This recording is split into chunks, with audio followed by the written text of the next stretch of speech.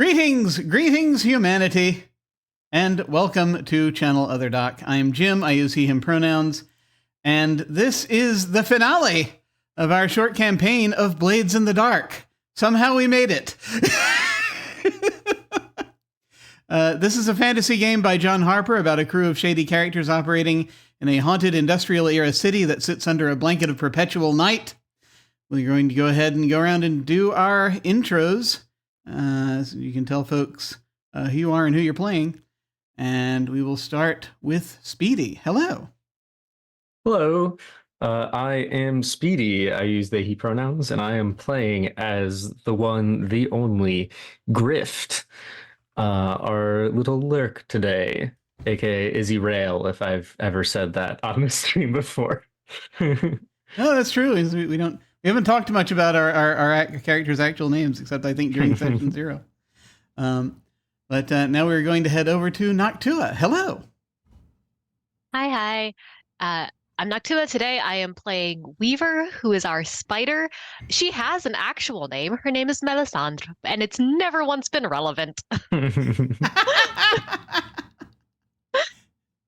Excellent.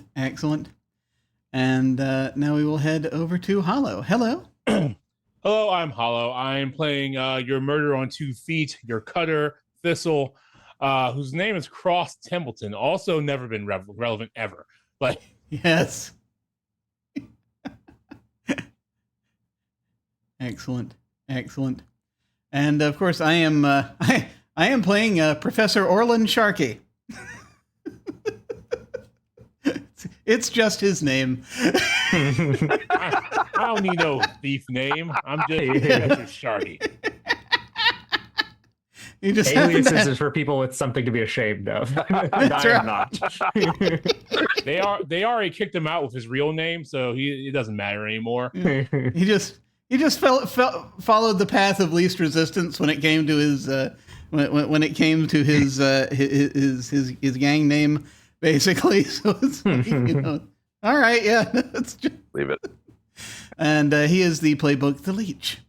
And now, before I hand things over to our GM, just as a reminder, you may see us use safety tools from time to time, like we do with the other games on this channel. We're going to be using the X card, the N card, and the O card.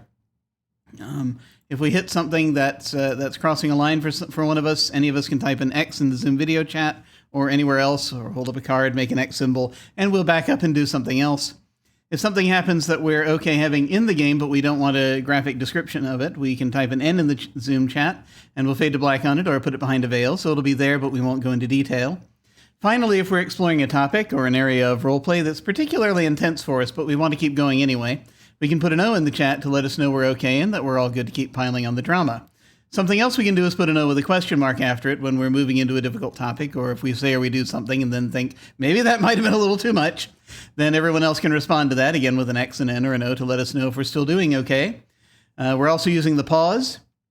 If any of us needs to take some time, we can ask for a pause in the game while we discuss things, or just take a break, for as long as anybody needs. As a reminder, just a few content warnings. This game may contain references to violence, darkness, law enforcement, crime, betrayal, deceit, and the supernatural. If you're watching us live on Twitch, you can type in the chat !Blades CW, and that will pop up. It'll also be coming up regularly on rotation.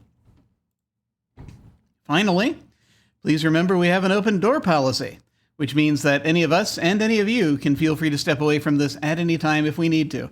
It's just a game, and mental health is always more important. And now, without further ado, I'm going to hand things over to our GM, Brian. Hello. Hello. How you doing? I'm Brian. My pronouns are he, him, and yeah, really excited to see how this last score goes. In the last session, the crew did begin piecing some of this together, and between sessions, I have sent information to each of you that you have found out during your gather information phase.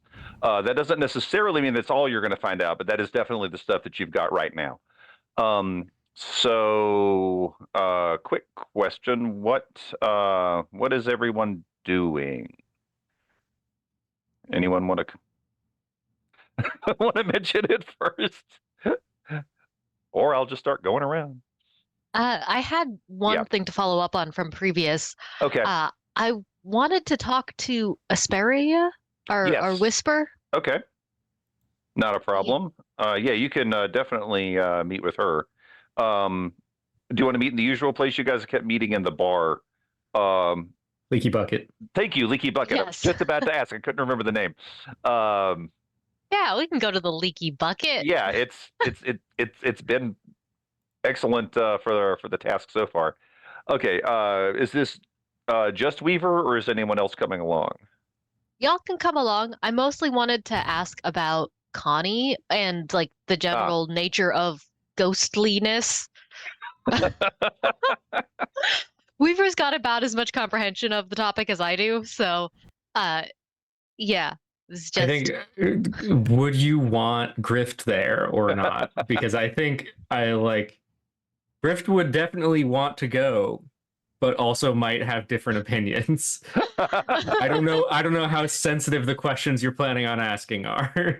yeah, Griff can come along. It's mostly like very generic. So yeah, we'll see. All right, I'll go with. Professor and Thistle, you're Yeah. welcome to join if you wanna. Yep. Okay. Yeah. All right. In that case, yeah, we cut to a pretty familiar scene. The four of you and Asperia at probably that same table in the Leaky Bucket. Yeah, go ahead. Okay, so Weaver says to Asperia, "Thank you for coming yet again. I had a question, and I'm not sure if it's a stupid question. So we all know that ghosts can sometimes be violent. Have you ever experienced a ghost recover from violence? How'd you mean? If a ghost seeks vengeance, particularly, Right. does accomplishing that vengeance pacify the ghost?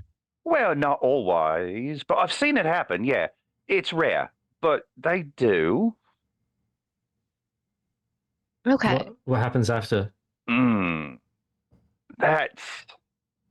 I'm going to give you the answer that you don't want to hear. It depends because, look, ghosts used to be people. Everyone's different, but sometimes they find another target. Other times I don't see them anymore, which is, I don't know what happens to them. Ain't found that out yet. But every now and then I get one that seems, I wouldn't say calm, but well, not quite as poisonously angry.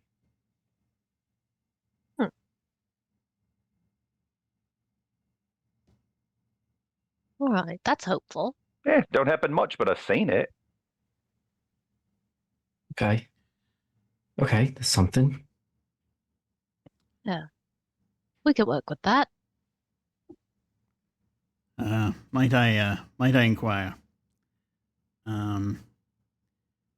If there is vengeance on the mind of this ghost, and that vengeance is then accomplished by someone else, does that do the same thing?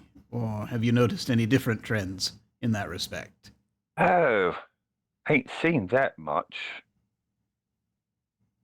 But yeah. There was once. It's not exactly what you. Well, no. I think it is. Once there was a ghost, dead clever. Actually tricked someone else into doing it for him. He seemed fine after that. Okay, yeah. Connie's tricked all of us. Is it a Tricked trick if everyone you they've ever know it's met. happening? It's not a trick if I ignore it. All right. All right. Well, certainly this is very helpful. And at the very least, it sounds like it could potentially help and it probably won't hurt. I think it's a good assessment, yeah. All right. Well, certainly gives me some hope. Thank you. I wish you all the best with your friend then. We're not doing anything weird. What friend? Oh, well, I mean, It was Weird. fine before you said it. I'm not one to judge.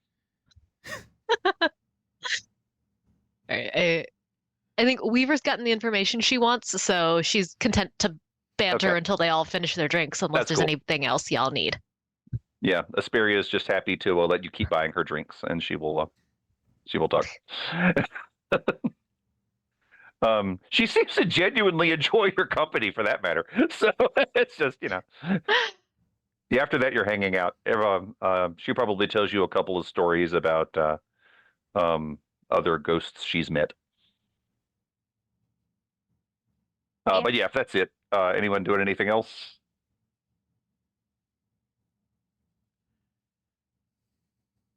I think so. Woo. I think Grift is just anxious to start this thing. Okay.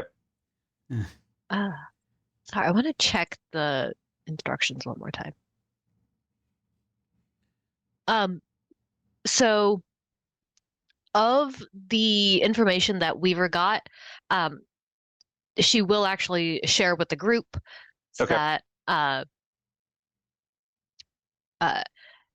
she's spotted some church people in amongst the cult of the Shrouded Queen.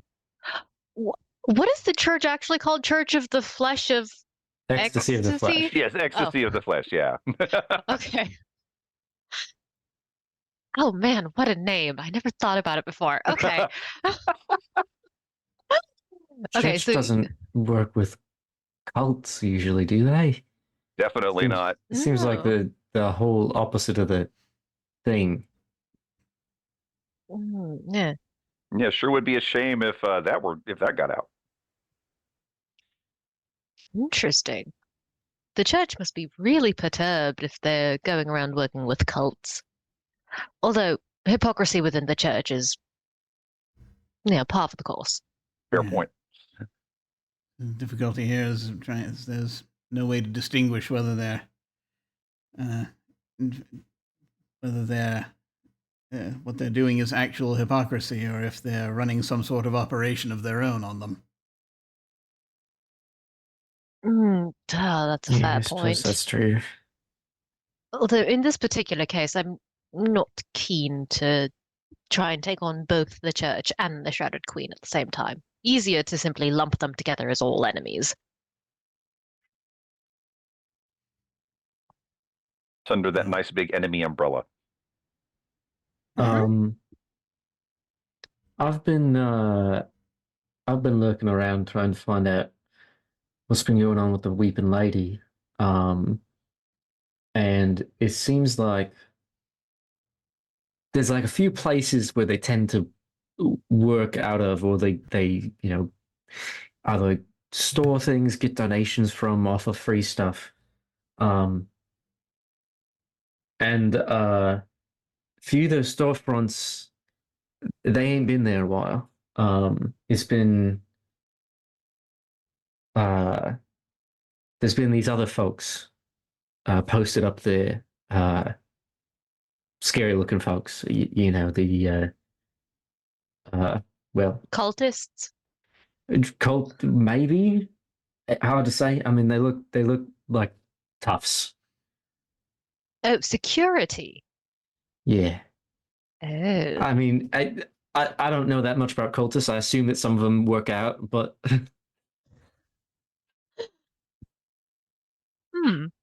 All right. So It's never a good sign when a storefront is quiet for too long, but we have a location, or several. Okay. Okay. Hmm. And the weeping ladies who were supposed to be there, they just disappeared, haven't been seen? Yeah, I mean, I don't know if some of them haven't been seen in a while. Most of them, it seems like, are just trying the best to do work elsewhere, but they're all keeping quiet about it. None of them want to say what's going on. All right.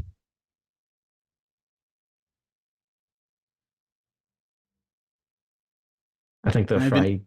Mhm. Yeah. I've been digging into the history of some of this whole thing. I've been doing a bit of working my way through the witness, and it seems that the Weeping Lady and the Shrouded Queen are connected way back. And this is a very, very old rivalry that has been being played out time and time again. The centuries, at least. Some of the accounts differ as to whether they were initially the Weeping Lady and the Shrouded Queen, whether they were initially sisters or if they were lovers. Different stories tell it differently. If anybody, they were probably lovers. People always mess up. Oh, were they friends? Oh, were they? Oh, well, they were sisters. They just lived together. Well, these were like demons, right? So I mean, I don't know what or deities. I don't know what they get up to. Well, they were, the things that they did were not terribly good for humanity at the time. Either of them? To start with, yes. But the thing is, the Weeping Lady was remorseful about it. She ended up, they say she's called the Weeping Lady because she's known for shedding tears for the pain she had caused. And the Shrouded Queen felt perhaps isolated by this, felt they just didn't like it, didn't like this change in behavior, and tried to, and again the accounts differ here, either tried to reconcile or tried to destroy her. That just sounds like a toxic friendship. Yeah. Wanted things back the old way. And so a long time ago, there was a war among their followers. There was an item involved that apparently the war ended when there was an amulet that was stolen from the Weeping Lady's most revered temple. Unfortunately, there are not many details about the amulet itself that I've been able to uncover thus far. But that's how the initial war ended. So it must have been rather significant, whatever it was. But then, of course, a number of more such conflicts come around every... Professor, if I may interrupt, the war ended because an amulet of the Weeping Lady was stolen by the cult of the Shrouded Queen. And did that give them a decisive victory in the war? Well, the problem is that once you're... the thing is then what I'm into there are notes about speculations afterward. You see that those were not directly from the witness. So the trouble is when you're dealing with those accounts of the histories, you're sort of, from what my historian friends have told me, is that you have to sort of weed out which one is the least biased.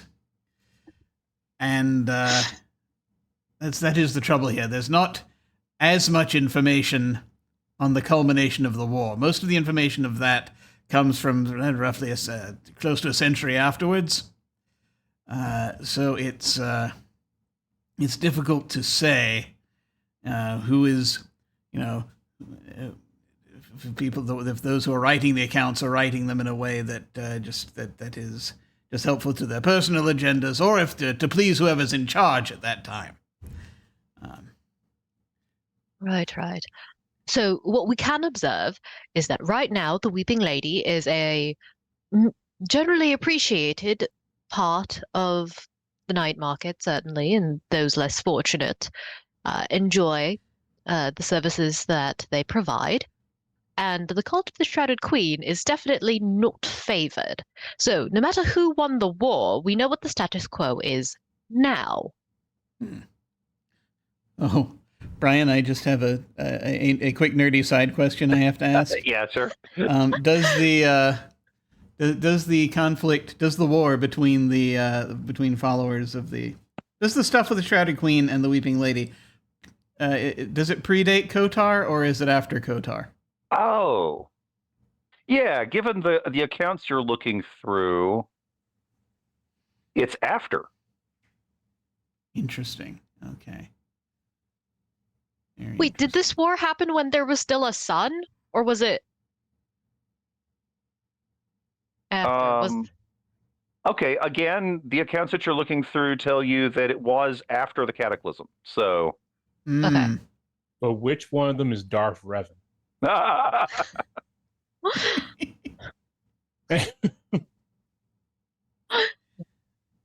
right. Okay. Our last score is going to be a religious war. We can do this. So, does this amulet still exist? That I've not been able to find to discover. That's the thing. And of course, I have asked a couple of acquaintances of mine, and they are looking into it, but they have not gotten back to me on it as of yet. Yeah, that's what I was going to ask. Is the amulet suddenly a knife in someone's hands? Could be. I hold the knife and I think about it real hard and I think about an amulet.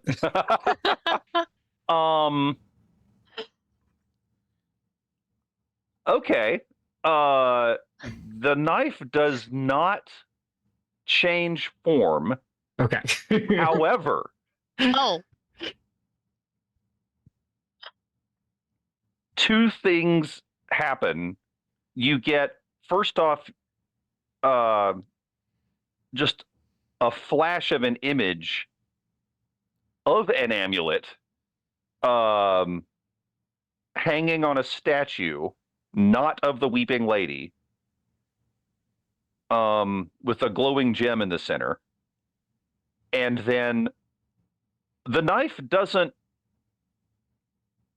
actually like move your arm or anything, but you can feel it pulling in a direction.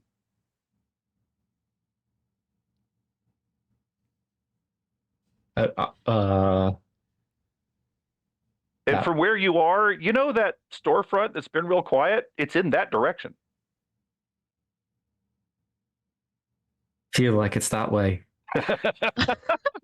are you just like wandering around with the knife held out? You know what? I never used a knife for dowsing unless it was dowsing for wounds. But You're almost certain. Who says I'm not? All right then. Dowsing for wounds. I like that. Dowsing for wounds. But I have come across weird shit that's not that weird compared to all of your weird shit. So we all know that the Weeping Lady has a bunch of statues around Night Market and people are congregating around them, right? So he pulls out a scrap of paper, or what passes as paper in Blades in the Dark. But there's a bunch of them that nobody's really hanging out around. They're actually, just barren, no offerings, no nothing. And I wouldn't looking around them, because why would they be empty? Since some of them are like, right across the street from each other. It's a Weeping Lady and a Weeping Lady. And they have the one that was empty anyway, had this rune on it, decided to get it rubbing. So I don't know what this means, but people with spectacles.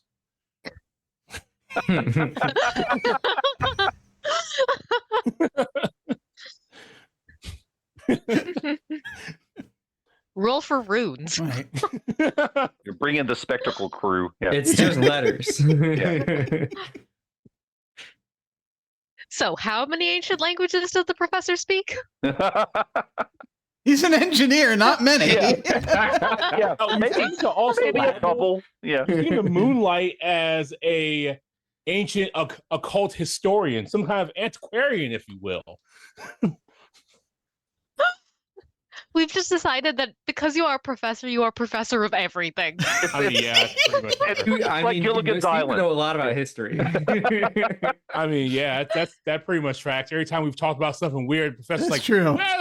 "No, by the way, this text says." Yeah, I like Several hundred how years ago. I like how in Duskfall, even the engineers end up having to like learn about the occult because it's just everywhere. He minored in history or something. I don't know. Yeah, probably. He's just picked it up through osmosis at this point. Have you Mostly. heard of the great wizard Pythagoras? Yeah. Yeah. So, Professor, if you are in fact Yes. examining the rune, you don't recognize it right off the immediately. You do recognize it as the sort of thing that definitely carries some magical power to it. Because again, you've been around enough practitioners of magic. And more to the point, you have read you've read some of the texts of similar things. So yeah, this is not something that you it doesn't jump out at you as to like any specific meaning, but it's definitely part of a spell. You're sure of that. Mm. And so he's going to do this thing where it's like he's going to look at it and he's going to look at some notes that he took from the witness book. Brian, just to double check, were the runes different on different statues, or were they all the same? Good question. It was all the same rune. Okay, so I definitely would have taken multiple rubbings if they were different. Yeah, obviously, but it is the same one. Are we in are we in one of our hideouts right now? Almost certainly. I would assume This so. is important. We Yeah. gotta lay low. I mean, Yeah. we piss Yeah, off so- a lot of people. That's a fair point. So if we have a little time, Sharky will go ahead and just flip through the witness book as well, just to basically. Oh, sure. So he'll take it out, and you'll actually see him do the sequence to open it, which it's this part of it glows and part of it opens up, and they're like the locking mechanism is very strange because it also has like places where you should be able to maybe plug things in that are lost to time. Ooh, that's pretty cool. To activate things in the book of some kind. We don't know what. Yeah. And we just basically will open up and he will flip through and see if there's a match anywhere where some of the formulae are.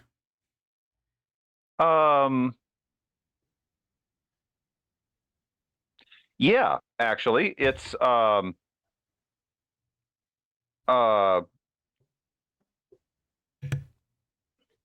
it's a curse that members of the it does two things actually. It was often used to like curse places or people or whatever to varying degrees. But on top of that, it was also used by the more mundane members of the cult just to it was like graffiti. They were just sort of tagging turf. And this is the to be clear, which cult are we talking about? Oh, yeah, sorry. There were two cults in the thing. This is Shrouded Queen. Shrouded Queen cult. Okay. Yep. All right. Yeah. No, it's a curse, but it's usually a thing that's Yes. later used to mark territory. Okay.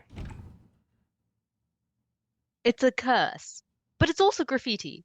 but it's a curse. Oh yes. Aren't cults delightful? Yeah, quite a few things, And- formulae and things work their way into the common parlance. You see your ruler using a thing, and then you take up parts of it and you use it as well in a different way. That kind of thing. I imagine. If I put it on a bat, could I curse people? Where's a cultist when you need one? If I just put it on this bat here, could I just go around with a big old curse stick? So long as it doesn't curse you instead. Yeah. Well, the thing is that you would be marking that bat if you were using this specific rune. You would be marking that bat as territory of the Shrouded Queen. That would be. Can't have my fucking bat. Now, if you would like the Weeping Lady curse, I think it's further on in here somewhere. I don't need strange women just owning my bat. Perhaps you should make your own curse. Fuck you. There. Perfect. Simple and to the point. Good curse. Yes. All right. So, are there the cursed statues of the Weeping Lady adjacent to the empty building storefront where the knife's going? One of them is. Okay. Some of the other ones are. Most of the other ones are scattered in different areas, but one of them's quite close. Okay. Okay. We can draw a correlation. Yeah. Alrighty. I guess Weaver looks around the room and just asks, so, it looks like we know where to start and what to look for.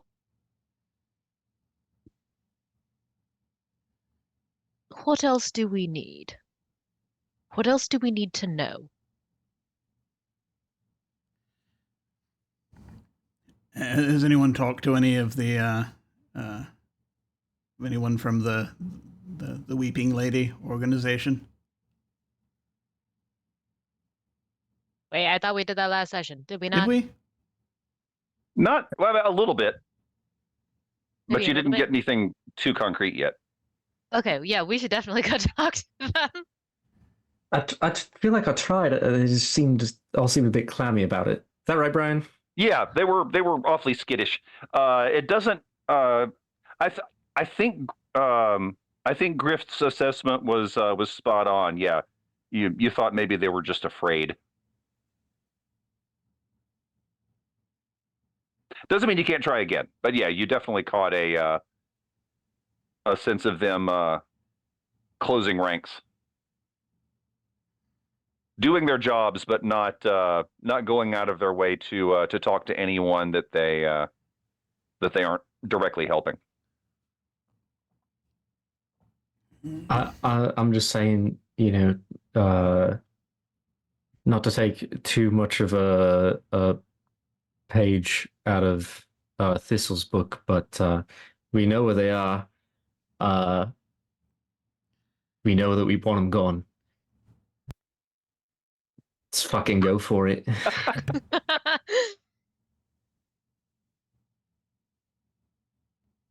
You see Weaver put down like 3 different pieces of paper or duskball paper, and then she like taps them so that they're aligned, like tucks them away. She goes, "All right, direct violence it is."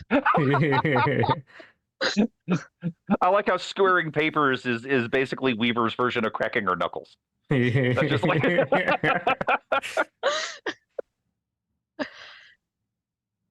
All right, it sounds like we might be ready for an engagement roll. Does that sound right? Yeah. Yeah. All right, let me get over here real quick to where I can make the roll. Here we go. All right. Engagement, here we are. All right, so let's see what we got on this one. Do we want to do this as an assault or a stealth? Yeah, that's the first question. I mean, you have some other options as well, but those do seem to be the two most obvious. I feel like assault seems more in line with our plan here than Just for her. stealth. Yeah. Yeah. Yeah. Direct violence is very much a rawr. Yeah. Especially if we're going We in can the try front and door. go through the back door, but we're gonna go in swinging. Yes. I Oh, mean wait. that's true, but Did the professor bring his friend? Oh yeah, Okay. yeah. Oh. No, that was what I was going to Oh, say. sure. Is that I'm sure He's he's got- here. yeah, Axel is nearby. Axel's around. Yes. We can't not have Axel involved in this. Okay. So, yeah, I think assault probably. That'll be a first for the shadows. I like that. Okay. So the detail to figure out is the point of attack. Front door? Yeah, all right. Back I mean, door? Yeah, Has that's Griff cased the joint already? yeah. Yeah, Griff, Okay, so you know all the entrances and exits. yeah, exactly. So really, like whatever Grift chooses is going to be the most probably the most effective. Yeah, I mean, I kind of feel like it would be good to have Oh, a couple strong people Sorry. just kind of barging in the front door and Sure. Grift maybe sneaking in the back while people are distracted to then stab them in the back. And then maybe do some stabbing. Yeah. I mean, fine. That's it. I finally remembered the one other piece of information Oh, we yeah. were looking for. Possibly, maybe not necessary here. If we just want to go and do it.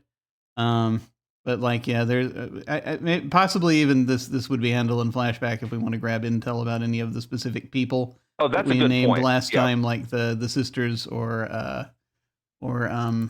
God, Oh, that's a Melissa. good point. If anybody wants to have talked to the sisters, you can have done that. Oh, right. Dimmer sisters. Yeah, the Dimmer sisters. What was their connection to this? They wanted the thing? Originally, what they wanted was your knife, but I'm not talking to them. yeah, but yeah, you might not be the best one to approach them, but also because of that, you know that they have had some they have a relationship with the Cult of the Shrouded Queen. No one is entirely sure of the nature of said relationship, but they have been mentioned in the same sentences before. Yeah. Okay. So yeah, if anybody wanted to try to get information from them, I mean, we don't even have to play it out. I can just tell you what you found out. Yeah, I think Weaver would try. She's definitely not going alone. If Thistle wants to back her up, she would appreciate it. Yeah, that's not a bad idea. Yeah. Okay, the way the Dimmer sisters work is, anyone that knows about them knows where they operate from. It's a big mansion. It's in Six Towers, and like everything else in Six Towers, it used to look a lot prettier. But this is one of the ones you see people coming in and out. But the Dimmer sisters themselves are very rarely seen outside of the mansion, or at least that anyone knows. There's different rumors as to why, but it's not impossible to get a meeting with one of their agents, which, yeah, Weaver, you and Thistle are able to do that. Given the questions that you're asking, it sort of gets kicked up a level, and you are meeting with yeah, no kidding, one of someone that appears to be one of the Dimmer sisters. She doesn't come out and say it, nor does she even bother giving you her name. But she is she looks like if you took the girl from The Ring and yeah, and then dressed her in Victorian finery.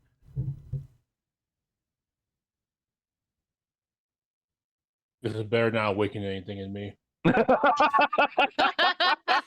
Excuse me? She is actually quite small. She's about she's like just under 5 feet tall. Very thin. Does she look like an adult? She does. Okay. She is carrying a parasol that her dress is in shades of light blue and cream. Her hair is in fact jet black and does in fact hang over her face. And the place that you meet her she is still on the grounds of the mansion. She's standing on one side of a wrought iron fence, and the two of you are on the other side. And go ahead. Can I see her in the ghost field? Oh, yeah, you can.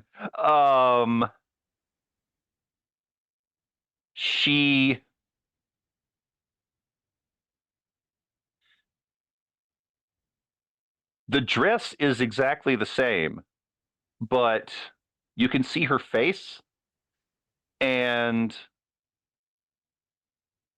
her hair is in the ghost field tied back in a long braid.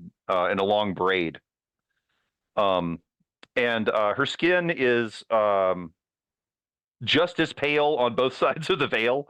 But in the ghost field, her eyes are a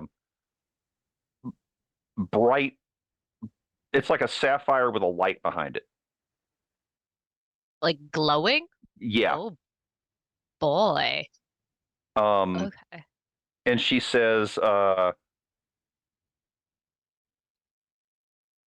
what do you need to know about the shrouded one?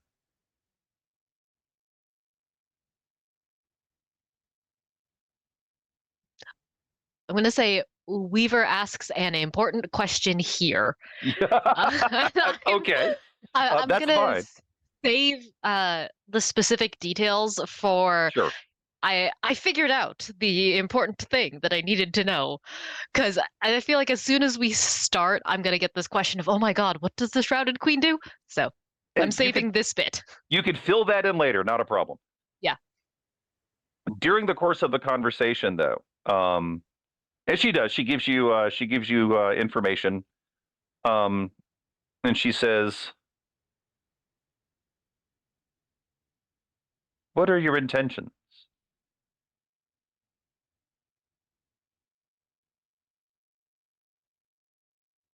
We're trying to help a friend, hopefully to recover. Which side of this conflict is the friend on?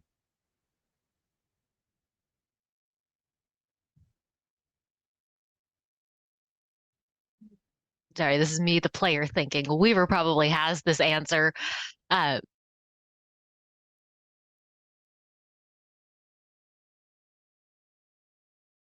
Weaver is going to say very truthfully, a friend may have within her some undirected violence. Don't we all? No. she looks at you and goes, oh, I see. This was all directed violence. Yeah. I think I see now.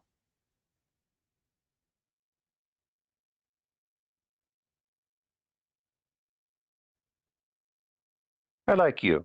You're honest.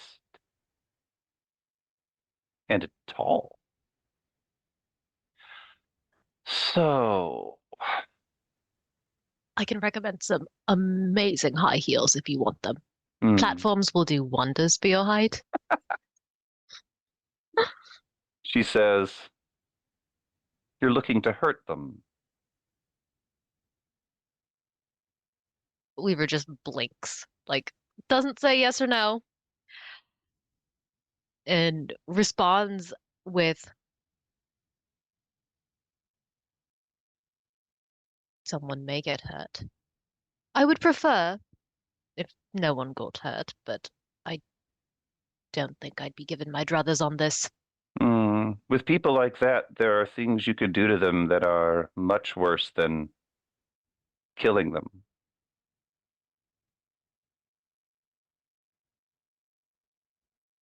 Remembering violent flashbacks to the empty vessels from the church score. I'm beginning to realize that.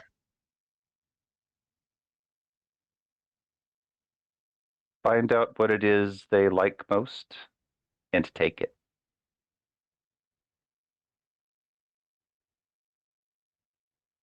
Effective. I'll remember that.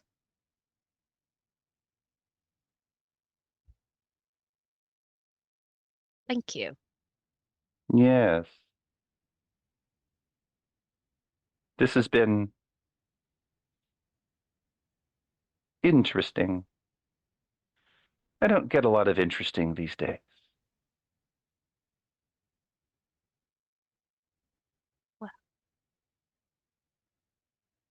Thank you then for the interesting conversation. And she walks slowly away from you, but she walks backwards. Creepy woman continues to be creepy. Maintaining eye contact with the two of you in turn as she does so. I think as we leave, Weaver maintains her composure until we get back into night market, and then she's like, "Oh, that gave me the, oh, it's like a ghost, but not a ghost." I feel oddly soothed. Yeah. All right. So we report back. All right. We have one important piece of information that we can use when it becomes relevant. Yeah. Indeed you do. All right. So we ready for engagement roll? Yeah. All right. So let's go through the list. Is this operation particularly bold or daring? I mean, Yes. yeah, 100% this time. Like a lot. Almost as bold and daring as the last one you did. Let's see. Does the plan's detail expose a vulnerability of the target or hit them where they're weakest? That's a good question. What do you Probably think? not. I don't know that we know enough yet to be able to Well, say whether that's the case. Yeah, and at this point, Grift, you did notice like people, posted to theoretically prevent this sort of thing. Yeah, they got guards and we're just going at them. That's a fair point. Okay, so not this time. Can any of your friends or contacts provide aid or insight for this operation? They already did. Yeah, we did that. You totally did that. And so right now we're at we're at 3 dice plus 1 for Weaver's special ability. So you're at 4 dice already, which is really good. Now, I hope I'm not jinxing it because I said that last time and it didn't go so well. So can anyone think of anything else, or does anyone have anything I'm forgetting that would add any more dice to this? I'm not seeing anything on the list that's going to subtract any dice. So Does anybody else have abilities that add dice? I don't think so. I think Weaver's the only one with engagement roll stuff. Okay. All right, just making sure. All right, so unless anybody has anything else, I will roll the 4 dice. And let's see. Ooh. Well, that is a crit. Holy crap. Okay, so it's always easier to figure out how to put you in a desperate situation than to put you in a critical situation. Okay, so given what you're doing, the assault is going to work remarkably well. So it turns out they were not expecting this. They were 1,000% not expecting a frontal assault. Nobody expects. Not even a little bit. Okay, so tell me, I'm assuming Axel involved in this. Tell me what else. Tell me what the frontal assault part looks like. And I will tell you right now, the first obstacle would have been those guards out front, and they are not a problem. So whatever happens, you waltz through those immediately, and then once we find out what the assault looks like, we can find out what the people not involved in the direct assault are doing. So I feel like this is a Thistle question. What does the frontal assault look like? Because I can't imagine you're not involved. So Can it involve the bat with the curse on it? it's got to. Yeah, so Thistle is going to take his demolition kit. He's just going to go heavy. Okay. Yeah, why not? Oh, I forgot. Before we go on, thank you for reminding me. First off, everybody tell us what your load is. And remember, you've got thief rigging now, so you can add, is it 2 more? Is that right? You get +2 secret load. Wow. All right, So, cool. so whatever load you pick, 8. add 2 to that. Remember that. Mark it on your sheet someplace if you need to. But yeah, first off, yeah. Thistle's already said he's going in heavy. How about the rest of you? Going normal. Okay. Normal, I think. All right. And Weaver? I think Weaver's going light, but she's using that +2 secret load. Sure. Yeah, that's great. So Yeah, everybody's got the +2, so that's awesome. yeah, Okay, so so- she's got like 5 things happening, but it looks light. It looks like 3. All right. Weaver's got like a skirt that's got like the circumference in it. Oh, like a hoop skirt? Hoop skirt. Yeah, thank yeah, you. yeah. So it's just like you don't know what's underneath that Nice. hoop. She could be carrying anything down there. You got a cargo skirt. Yes. I like it. So sorry to interrupt, Thistle. Yeah, so yeah, Thistle's going in heavy. And you have access to your friend Axel if you want as well. So what is happening? Yeah, so Thistle brings his demolition kit. Okay.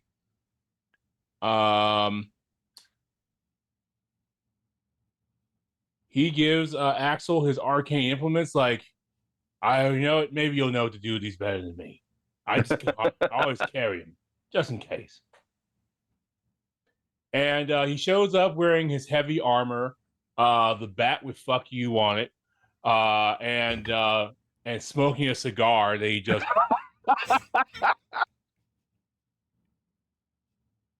So here's how it goes. You remember that lobby scene from The Matrix? It's that. It's just that. There's a bunch of people trying to stop you. They completely fail. And you and the whole just walk through them like wet paper. Yeah, So, I'm being as loud as possible to give a chance for sneakier people to do sneakier things. absolutely. And speaking of sneaky people, I think we need to start with Grift on that one. So, yeah, what's Grift up to? I think I'm going for the back door. Okay. And yeah, while everyone is distracted, just kind of want to try and sneak in. Is the door locked? Do I need to pick a lock? Yeah, the door's locked. I have a key. Yeah, you do. Not a problem on that one. Actually, no, I'll pick the lock. I'll roll Tinker with fine lock picks and. Okay, give yourself +1 die for the fine lock picks. Okay. And is your Tinker 2 now? Is that right? My Tinker is just 1. Okay. So that's 2 dice. I'm thinking. Yeah. So you may get a bonus for continuing to be stealthy once you're in there, given all the noise that Thistle and the Hole are making. Mhm. But we'll see. We'll see about that. Okay. Control standard? Yeah, 100%. This is 6. Dang. You're in. All right. So no problem on that one. You are in, and you find yourself in an empty room that you're certain didn't used to be empty, but was in here is responding to all the noise that's happening out of the Right. front. So it is a storefront.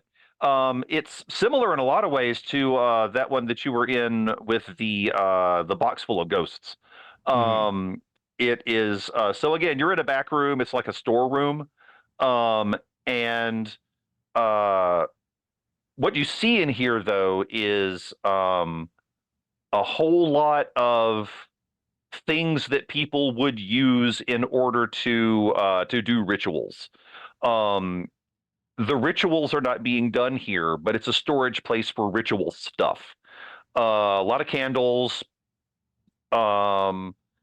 different things that would be used to either carve or draw stuff. Yeah. Whatever else you would imagine. Knives, goat be here. blood. All of that stuff. Yeah, exactly. The Love usual. chalk. And the thing that probably catches your eye the most, though, is a big crate. And the crate has the markings of the circle of the flame on it. Ooh. Where are Weaver and Sharky? That's a Do good either question. of you like to be with me, or are you out front or somewhere else? No, Weaver can go in the back with Grift. I feel like she's not going to be much use up front. Yeah. So, Okay. I think yeah, go ahead. I was going to say, I think Sharky has been doing an audio sweep. Oh, nice. Just Yeah, basically you still got the ear. to make sure it's safe as we go. But he will be following behind once he's, figured it out. But Okay. he So is less stealthy. So Yeah. that's the So only at this thing. point, possibly still back in the alley, but soon to be in the room with the other two, I think, right? Yeah. Is that Yeah. okay? Got it. Okay. I think Grift is going to be like checking the corners and looking for anyone else who is not outside engaged in this fight right now. Yeah. And There's no one else in here. Okay. You can hear people in the room just ahead of you. Okay. And you know enough about the layout of this place. You know that that's not the room where the fighting's happening. The fighting's happening in the front room. Right. There is a middle room that some people that were in this room just went into. And then Okay. you're back in kind of the storage area, fairly smallish storage area, with a really big crate. Currently by yourselves. Okay. So I will let Weaver handle investigating, and I will try and slip into the next room to ensure that they are well enough distracted, and see if I have a chance to get the drop on them. Great. Okay.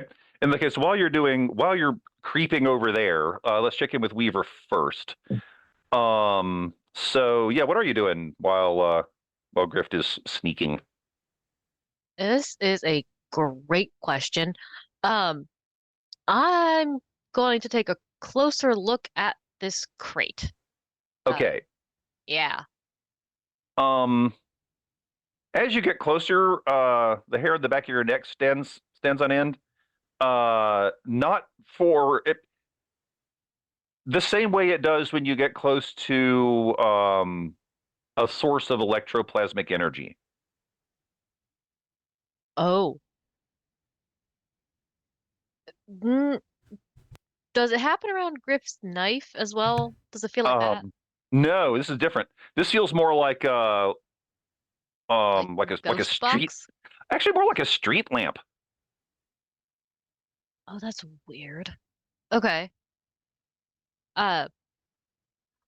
Weaver is going to recognize that she's not well equipped for this, and she is going to go get the professor because this is his field of study.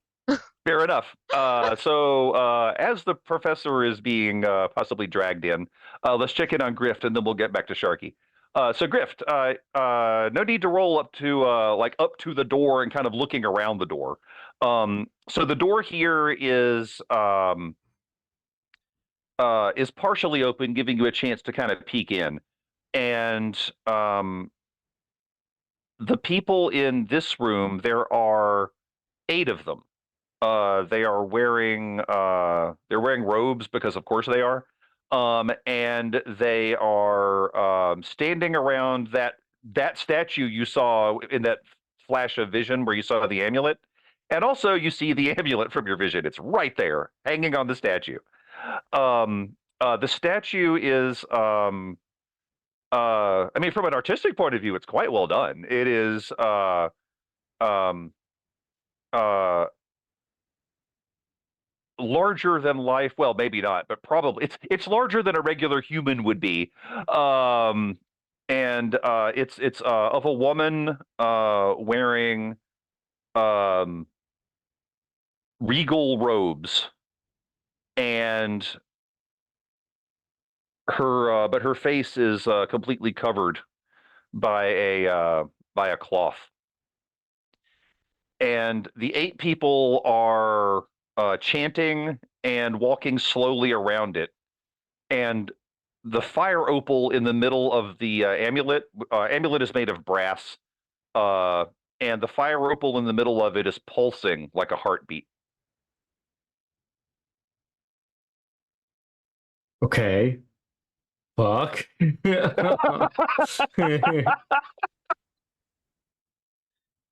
I think Griff is just kind of crouched watching this and is like super unsure what to do. So I think he's just gonna hold out there for a second and Fair enough. hope that the chaos from outside makes its way a little bit closer soon. Speaking of the chaos, you can hear it quite well. And don't worry, Thistle, I'm coming back to you after we check in with the professor.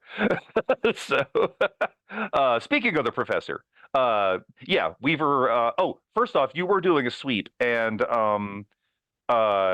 you verified that this room is the only things you heard in this room were Grift and Weaver. You didn't even hear any ghosts.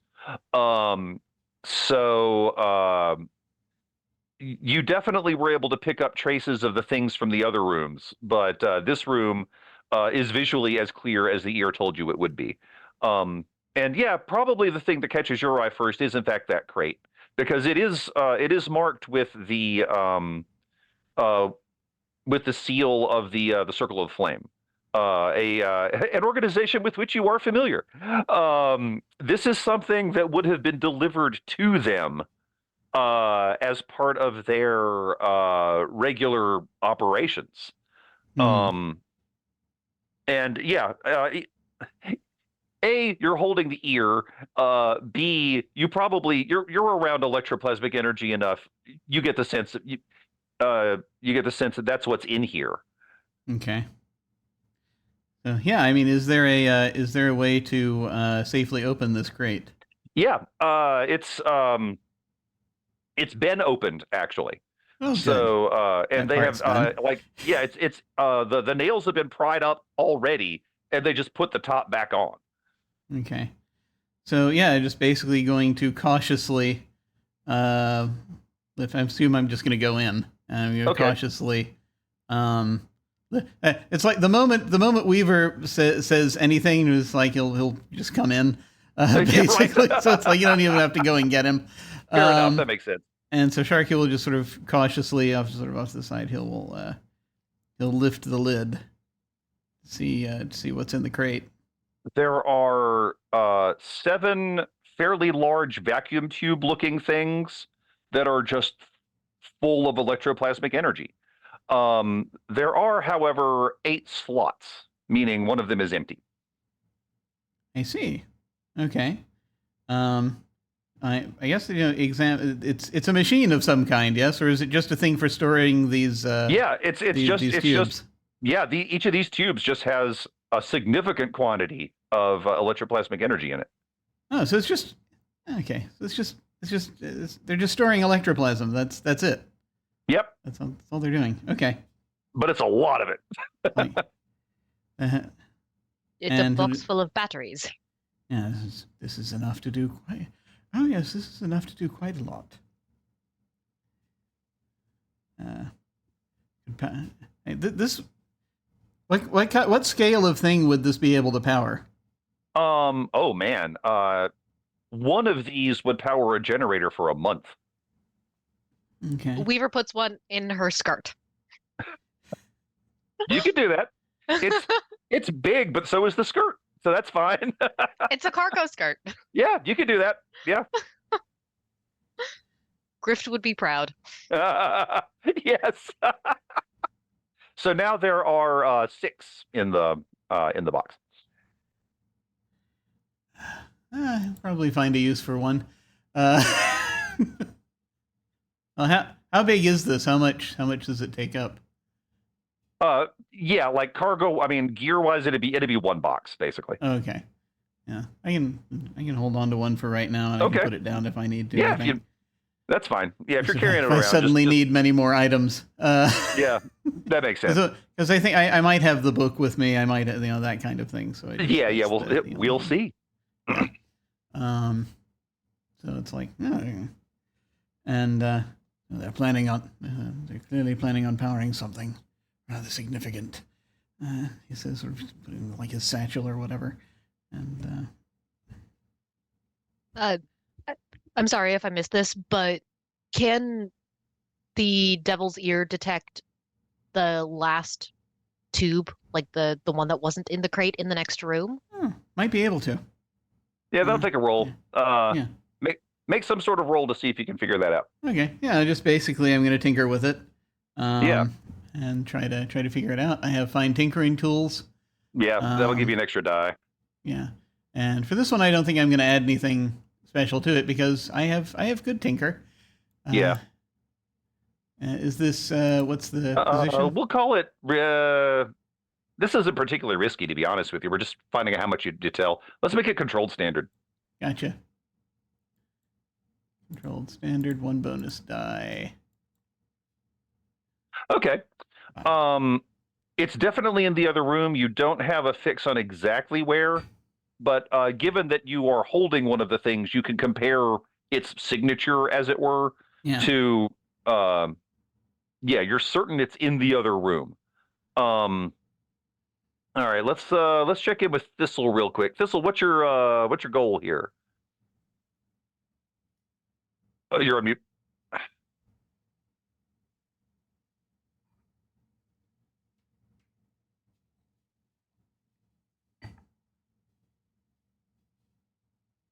All right, yeah. My goal here is to go as loud as possible. Okay. Because there are people who are doing things that they need to do, and they are good at those things. And it's not that often that Thistle gets to just wear a bunch of heavy shit and just break stuff. And just break stuff. Okay, gotcha. All right. It's like, oh, is this an ancient vase? Hey, crash. Oh, there's all kinds of that stuff in here. That's great. Yeah, like it just incensing people. Like, you're destroying art. Nope. Shouldn't have had it in here in the first place. Okay, so let's see. At this point, you are facing some actual resistance. So let's make this a roll to see if you can. I mean, so your goal is basically just to keep the attention focused in this room, I'm guessing. Is that the plan? Okay. Yes. So, whatever you think makes the most sense for that. I mean, it could be skirmish, it could be wreck. What do you think?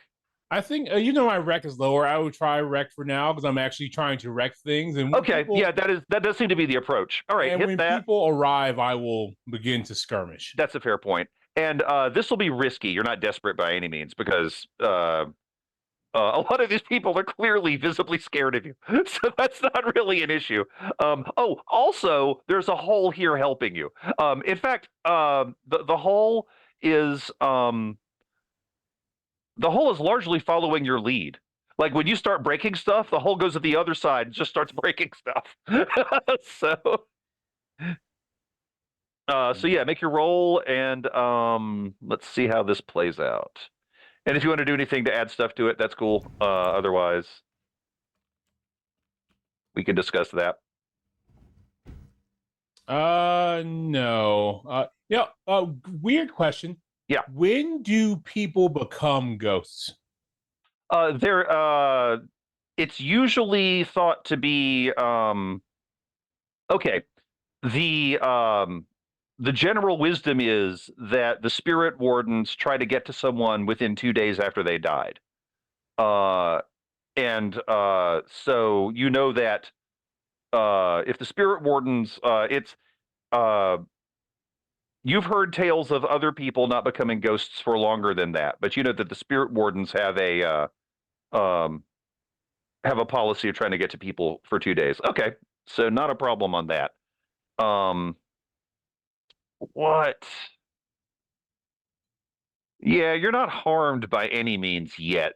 They are trying. I mean, they are attempting to fight you, but they're not doing a good job yet. So let's see. Oh, I got it. One person manages to run into the middle room is what happens. And so Grift, you see this. Someone runs in from the other room. This one's not wearing a robe. This one looks like a this one was definitely one of the thugs that they had out front. And she says, "Whatever you're doing in here, speed it up. They're on their way."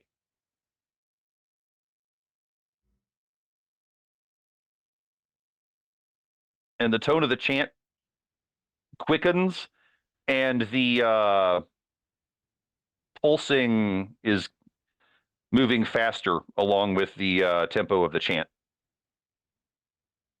That's not good. Nope. All right. I have few options. All of them are dangerous. Okay.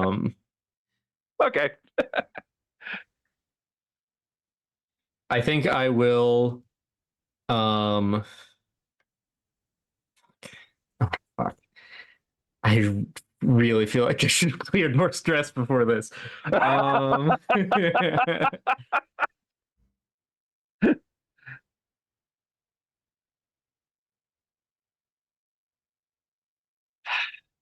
All right, I will. Oh, wait. I have an no. I have an idea. All right. I'm going to chuck a silence potion vial at them. Whoa. So that their chanting doesn't work anymore. Wow, that's good. Okay, yeah, I like that. All right. Yeah, go ahead and roll for that. Basically, what you're rolling for is to see how silenced you're able to make them, if you see what I mean. Yeah. Like maybe some of them will still be able to chant after this. We'll see. Sure. What do you think? Prowl, finesse, hunt, skirmish. Not really skirmish. I would first, if I were doing it, I'm thinking either finesse or yeah, maybe finesse. What do you think? This feels kind of like finesse. I love finesse. Yeah, because you're trying to hit a specific spot, right? Yeah. So yeah, this feels like finesse to me. All right. Risky standard? Yeah. All right. Yeah, do you want to do anything? Bonus dice. I don't want to push myself or anything. I'm just going to go for it. Okay. A 4. Okay. All right. So that means you've managed to silence 3/4 of them. I don't know what that means. Yeah. What that means is I can tell you what it means because you're about to see it. So you do that. 2 of them are still. You could. At first, you were hearing 8 people chanting. Now you're hearing 2 people chanting. Mm-hmm. And the ones that can't chant are freaking out, but you can't hear them because you've silenced them. Right. Yeah. The 2 that are there are still walking around, but now they've bumped in to the ones that have just stopped because their voices are gone. They're pushing them out of the way in an attempt to continue the circle with this chant of two people. And then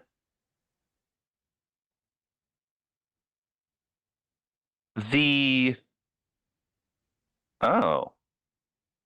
Yeah, I need to start a clock. Okay. All right, hang on. I'm starting a 6-segment clock, but I'm going to knock 2 segments off it right now because of stuff that's already happened. And the clock is completion of the ritual. But you've definitely slowed him down on this one. So,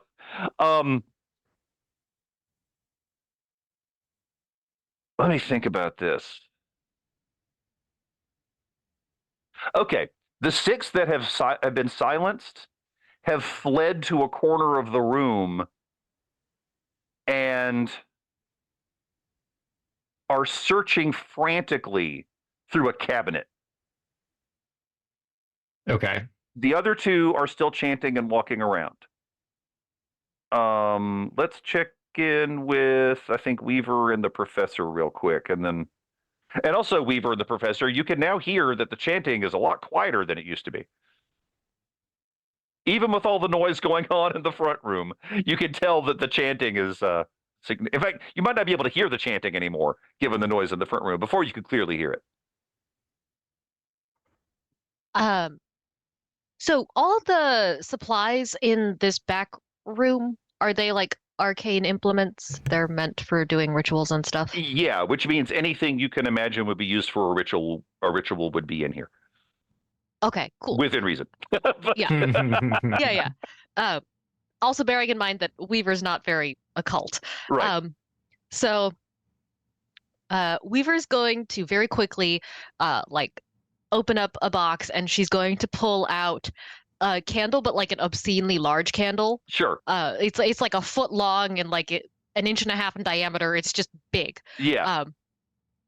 She's going to very quickly light the candle, grab like a Morton's thing of salt, and she is going to attempt to try and roll the candle across the room to where the people are at the cabinet. Okay. Mostly as a distraction. Okay. And then she's going to try and scatter the salt in the ritual place. Oh, interesting. All right. Let's call that. I mean, I think that's one roll for all of that, because you're basically trying. Disrupt them. That's what I thought. Yeah. So your goal is disrupt the ritual, right? Okay. Yes. So this is how she's going to dump salt all over everything. I like it. Okay. So go ahead and figure out your role for that. Meanwhile, what's the Professor up to while Weaver is grabbing a candle and getting a big thing of salt? It's one of those things where you suddenly get too many ideas. Oh, yeah. So my first question is, given what Weaver is doing, is it possible to see into that room? Oh, you mean looking through the ghost field? Well, I mean, I can't. Or just legitimately. I didn't even think about that. I didn't even think about the ghost field. Or just legitimately go around to where Grift is and look through the door. Well, you can do the question Either is one's fine. I'm just to see what sort of I'm curious what sort of device they have their power source plugged into. Yeah, because Grift is already kind of peering around the door. You could do that too. So yeah, so what you see is what we described before. You got the statue. Right now, only 2 people walking around it chanting. 6 very silent cultists frantically trying to do something in a cabinet. And you don't see the we're just going to call it a battery. You don't see the electroplasmic battery, but but looking through it, given your experience and the fact that you have the ear with you, you can sense that it is actually underneath the robes of the statue. Okay. Oh. This is important. Did it sound as though, and I guess I know they're glancing, there's a bunch of robes and chaos. Yeah. Did I hear Mellista's voice? Oh, you still hear Mellista's voice. Okay. So She's apparently one of the two that didn't get silenced. the immediate thought in the back of Sharky's head is, my God, she's actually trying to do it. Yeah. Which I'm just thinking back and remembering the last paper she submitted. You were reviewer too. It's always reviewer too. Yeah. Where God damn. she was trying to plan exactly this kind of tomfoolery, I would imagine.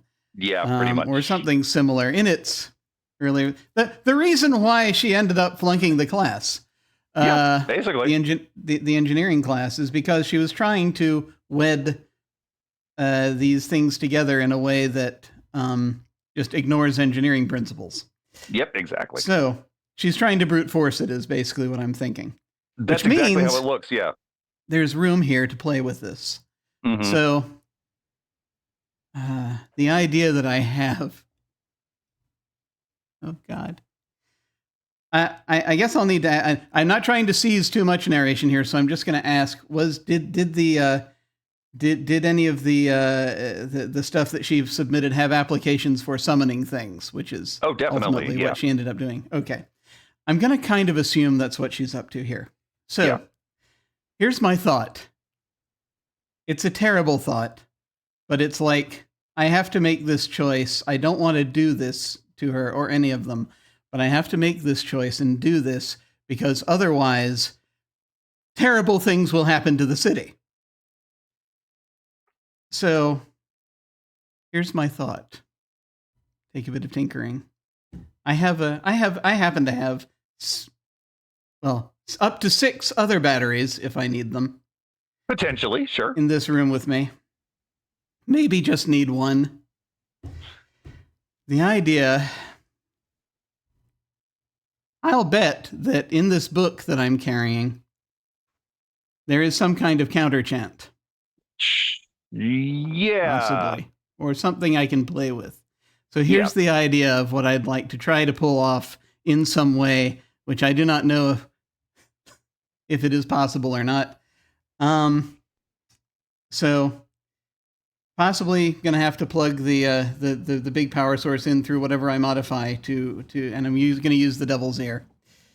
The idea is to create a counter resonance across the ghost field. To, if possible, okay. So one of two things I would like to try to do. Either of these is acceptable. Sure. One is to hold back their ritual, turn their ritual back. Yeah. The other possibility, which is the more is the evil bastard possibility, which is to flip it and change that what the chanters are doing from receiving to sending. In other words, anyone who's doing this chant is, instead of summoning something, will instead be summoned into the presence of the Shrouded Queen, interesting. wherever it is that she is. Yeah. Okay. Honestly, either of those is possible. Do you want to make the roll first? Don't make the roll yet, because we need to figure out the consequences of Weaver's action, and then Grift has been patiently watching all of this nonsense, so we've got to figure out what Grift does right after that. Then we'll get, because obviously this is the sort of thing that takes a little while to set up anyway. Yeah. So that makes sense. I will say that at least Weaver will note, if Grift, if they've been looking back at all, the professor is getting the look on his face of like, I think I may be about to try something incredibly strange and crazy. Okay. Speaking of which, Grift, it is obvious to you what Weaver's about to do also. Because Weaver's not particularly sneaky. Hoop skirts are not sneaky. No. You just see her like wander in with like a bag full of salt ready to upend it. All right. Go. Does the professor stop her? Like, does it matter to what he's attempting to do if Weaver dumps salt all over this ritual? I don't think it does. I mean, Yeah. unless Brian says otherwise, I feel like it's only going to help contribute to the chaos. Yeah, I agree. It's only a problem if they run in here and try to stop us. That's where that's when we might need to change our tactics. Which could conceivably happen, but right now, yeah. Okay. Okay. I'm gonna try this as a finesse. This seems like a finesse thing. Yeah. Again, just like what Grift is doing, you're aiming for a specific spot, basically, right? Okay. Yeah. No problem. Is this a risky standard? This is still risky standard because if it goes particularly badly, yeah, that you may find out what happens when they come in here. The Roll20 dice hate me, so.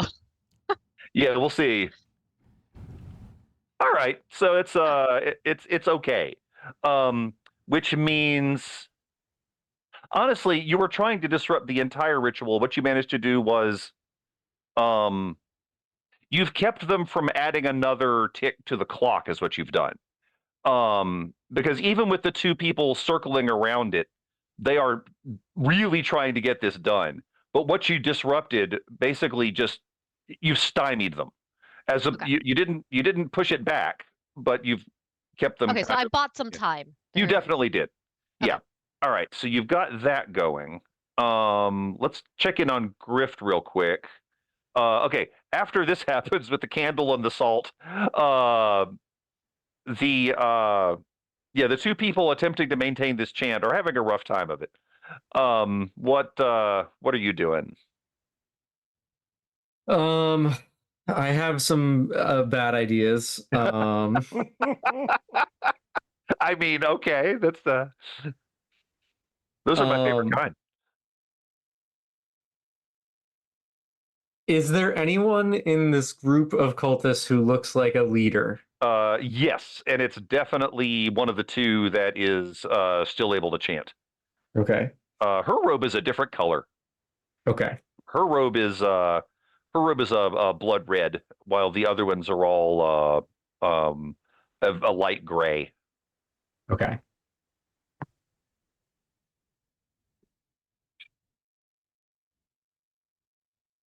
All right. I'm gonna ignore her for now. Okay. The other 6, they're all frantically searching through cabinets for something. Yeah, they are freaking out and trying to and attempting to communicate with each other without being able to talk, which is not right. Yeah. A lot of frantic pointing. Yeah. No, I don't have a good way to. Someone trips over the candle. Oh, definitely. And it's weird because it doesn't make any sound. I am going to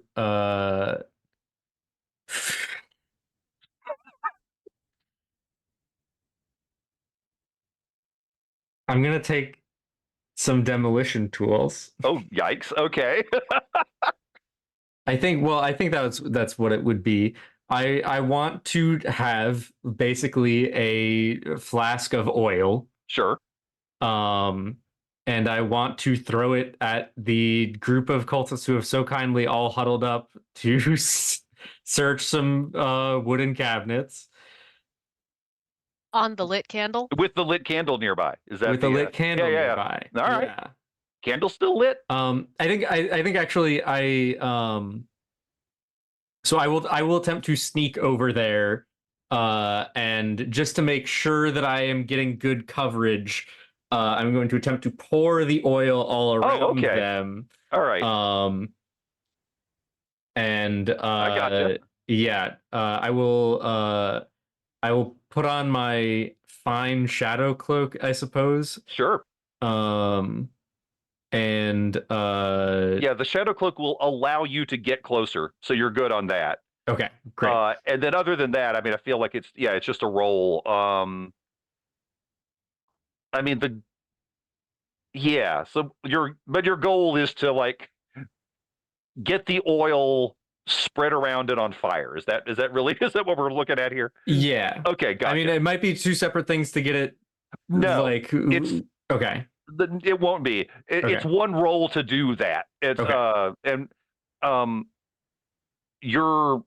then what you get on that will determine how well that works one way or the other. Okay. So prowl, risky, standard, probably. Yeah, I agree. It's right now. It's definitely it's just risky standard. Yeah, this isn't weirdly this isn't desperate. So Okay. You're taking a risk, but yeah. Okay. Any devil's bargains? Oh, good question. I mean,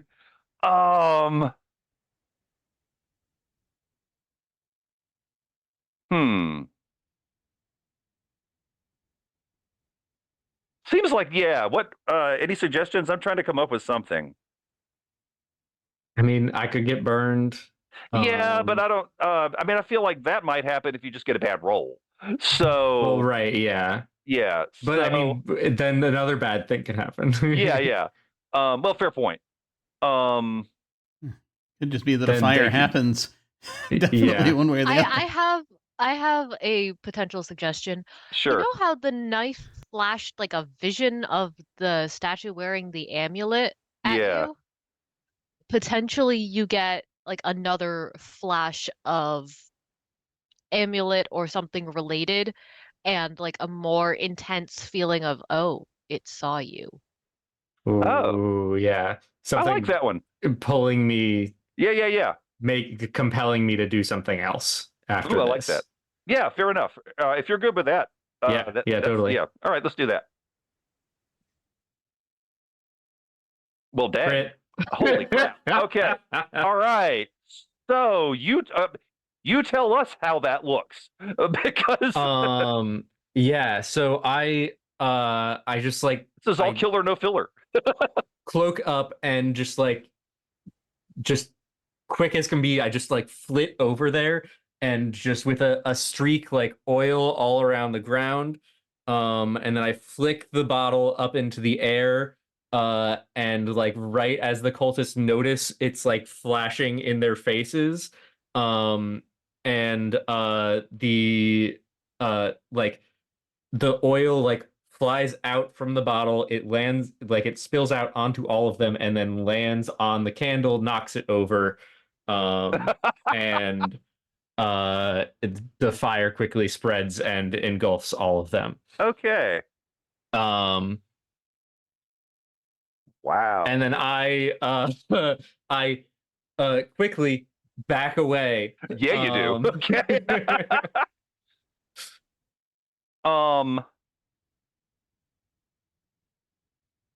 And yeah, as described before, the you can now feel wherever the knife is on you, you feel it pulsing in time with the amulet. Yeah, so I think I like the adrenaline rush of trying to do this thing in one fluid motion. The fire wells up, and I'm like ready to like flit back into hiding, and suddenly I just stop in my tracks. Whoa. Okay. All right then. Yeah. Professor, we're going to get back to you, but something definitely happens before that Thistle's going to notice. So, Thistle, 6 people run into the room you're in on fire, and definitely add to the chaos. They are just trying to get out of the room. Well, Thistle grabs one of them, starts a new cigar off of them being on fire, and then tosses them into the crowd. Toss them into something else, like a tapestry to burn or something. And okay, yeah, there's flammable stuff in here. Why not? All right. Yeah, you know what? No need to roll on that one. That's that's fine. I don't see any, I mean, sure, there's a little risk, but I'm not even going to push it. You're good. Man. All right. So hang on. All right, I'll get back to you. But now, Professor, your thing is ready. Okay. Do we want to do a quick break, or do we, That's a good idea. Yeah. And then we can come back and see what happens with Professor's stuff after that. Sure. Okay. We'll be back in a little bit. I have an interview queued up with someone that anyone watching right now will probably recognize.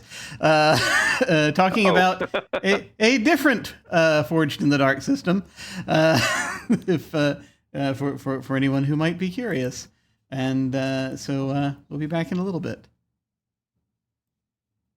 Welcome to the break. I am here with Brian. Hello. Hello.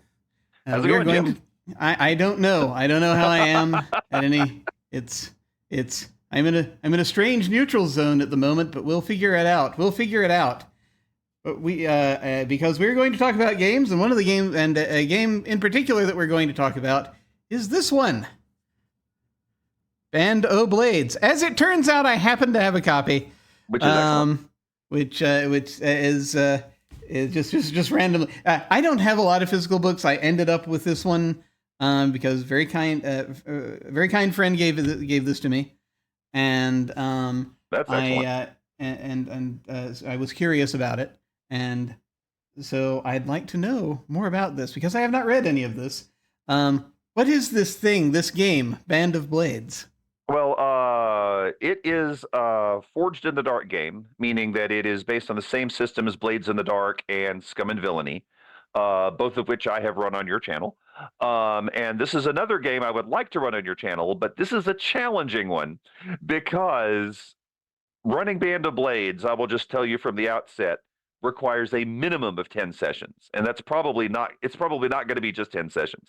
It is likely to be significantly more, at least 15, because it is set up in a specific, you do things not necessarily in a specific order, but certain things that you achieve open up paths to other things. And those paths are physical. You're literally playing a group of soldiers trying to get from point A to point B. And there's a lot of points in between them, a lot of battles, and a lot of other things. So the setting is a pretty grim, dark fantasy setting. It's not Warhammer 40K. It's more like Black Company by Glenn Cook. Yeah. In fact, it is heavily inspired by Black Company by Glenn Cook. So if you've read those novels, you kind of know what to expect. What you are is it's a fantasy setting, and there is magic. Most of your characters are not going to have access to the magic, but Right. magic definitely exists. And one of the things that I like about it is that, unlike a lot of games, you're playing essentially two different characters at the same time. There's a phase during which you play sort of the senior officer characters. So you've got like a commander and a quartermaster and a spy master and things like that. And they are making decisions they're making the big picture decisions. And then when it switches into mission mode, you choose a different character to play. And you've got different specialists that you can play, like a sniper, or a doctor, or different things like that. Even under certain circumstances, you could play like a rookie that's completely new, but you still get bonuses. So what you end up having is you've got your senior staff character making decisions that will affect things that your on the ground character does.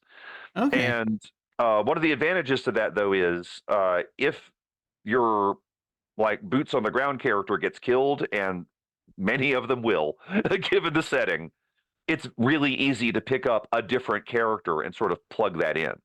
Okay. So in some ways, it's a little bit like Forged in the Dark games, where they do have that set up, where if one of your characters leaves the game, it's not too hard to bring in a new one.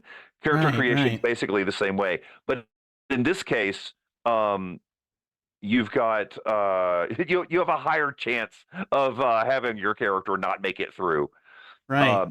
and do it that way. And the other thing that I really like about this is during character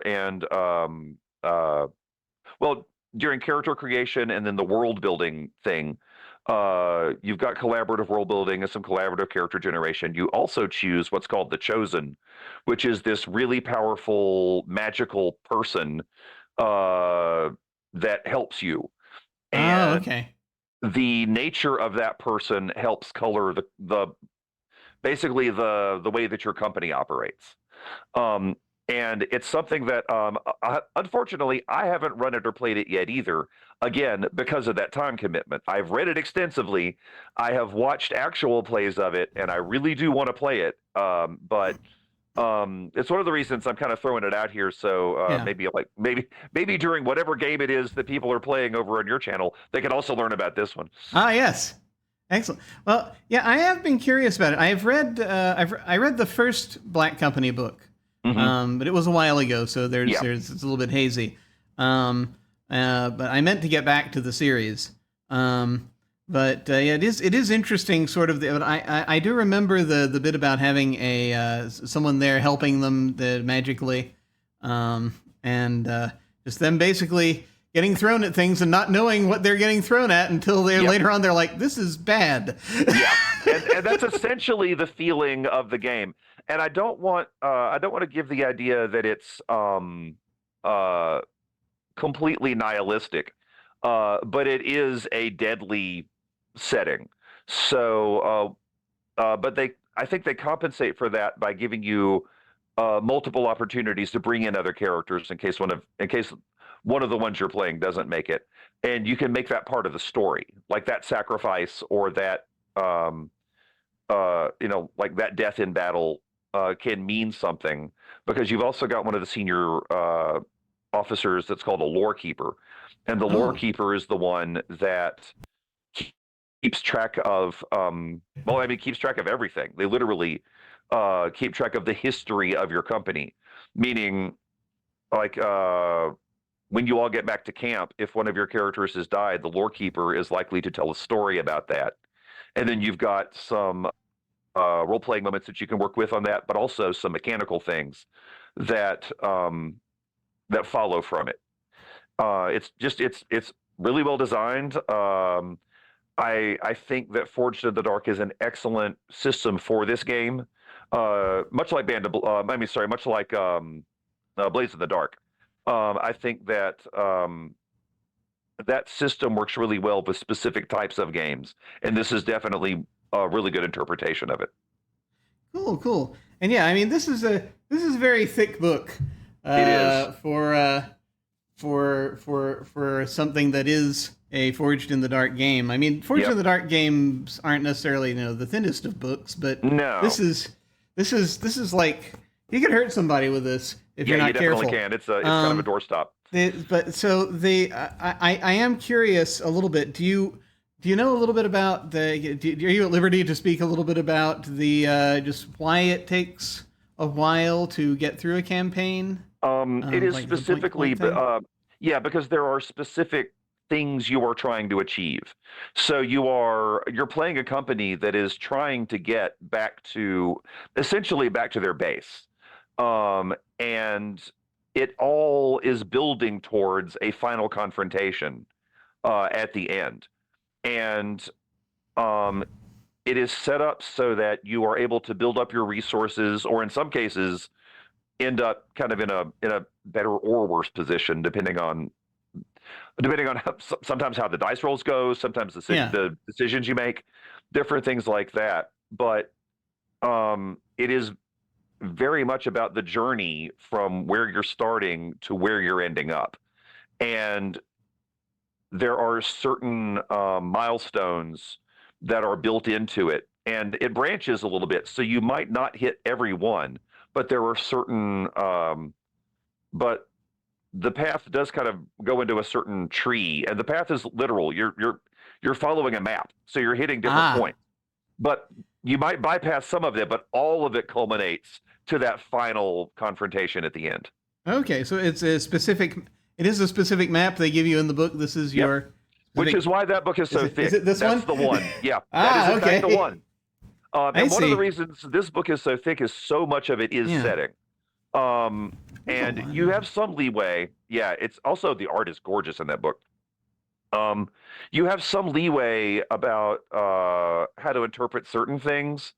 But like the location names will always be the same, and the things that happen in some of those locations will be of it. The core will be the same. You can, like, as the game master or as the player, you can make some different interpretations about it. But the thing you're trying to do in those places is what's going to be similar as your through line goes in. It's really interesting because normally I would bounce off something like this, but having read through it, I really like the idea because Yeah. even with all of these similarities, no two games of this are going to be the same. Well, so now we've been talking about this as long campaign, but actually, is the what sort of thing? If you were, and this might be an unfair question, so you don't Sure. necessarily have to answer it if you can't. But would this be comparable to like say a mega campaign that like the published mega campaigns or adventure actually. paths or Actually, you know, it's long scenarios, that kind of I thing? think that's a really good analogy. I think the thing it's closest to is an adventure path. Okay. All right. Because So this is more the Pathfinder type. yeah, deal, now I that would you say. mention it, I think it fits that I think it fits that mold really well because it's not set up as encounters necessarily, but it's still some of them sort of are. Like when you get into a certain village or when you hit a certain plane or whatever, the book does have a significant amount of information about what you'll find there and what the challenges are. Okay. So yeah, it is. It's really set up for. Well, I mean, the word campaign comes from the military. Well, yeah, that's where initially, yeah. so it's literally set up as a campaign. Yeah. Okay, Yeah. so it's kind of like then it's so I mean if we're talking adventure paths, that's like about what 5, 6, like half a dozen Often, yeah. complete adventures Yeah. typically. Okay, so it's roughly it would be analogous to something like that for Right. this, but And the that's thing all- to yeah. remember about this is because it's a Forge in the Dark game, you do have that downtime phase, and the downtime phase is different in this game in a few ways because of the different sorts of recovery you're trying to do and the different sorts of things you're doing. Because you're not playing criminals, you're playing you're playing a military outfit. Yeah. And Yeah. so the goals in a lot of those cases are different, and that means that the downtime stuff is too. But the reason I bring that up is, as you know from having played a few Forge in the Dark games, sometimes that downtime phase can be a whole session. Yes. So sometimes that will expand your game pretty significantly. Okay, yeah, yeah, I can definitely see that. It's interesting also seeing that reinterpreted as just as sort of positions in a military organization. Yeah. Because and it's one of those things that makes sense, but it's just something I wouldn't necessarily think of immediately because sort of your is base Forged in the Dark for me has been just sort of like roguish cruise type deal, Exactly. and this is something that's a different kind of sort of deal for that. Yeah, it has a really different feel to it. It's more of a unit type. All right, awesome. Well, is there anything else you'd like to say about this game?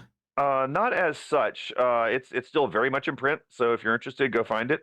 And also there's a really good actual play from the YouTube channel called Actual Play that involves at least one of the designers of Band of Blades.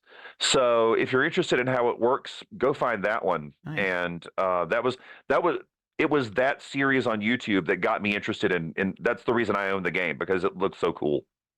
Excellent. Well, thank you very much for coming over and talking to us about this. Thanks for having me. If folks want to find you online, where should they go? I'm Vaklam on all the things. That's VAKLAM. And also, I do a podcast called Infectious Enthusiasm with my friend Quinn Murphy. Look for that. We're talking about tabletop role-playing games, mostly Pathfinder 2nd Edition. And look for that wherever you can find podcasts. Excellent. Thank you so much. Thank you. We will see you folks all of a sudden.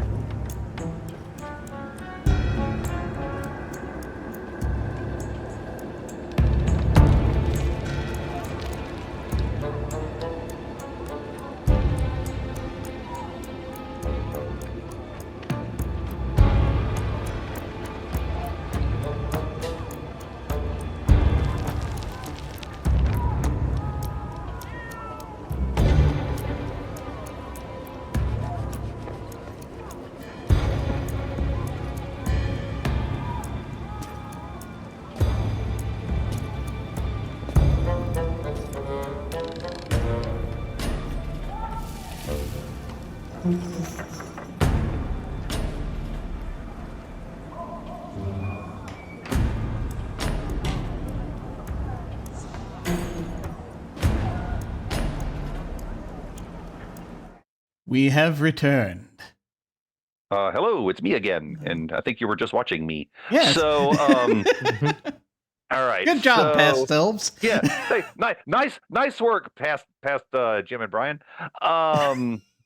So what?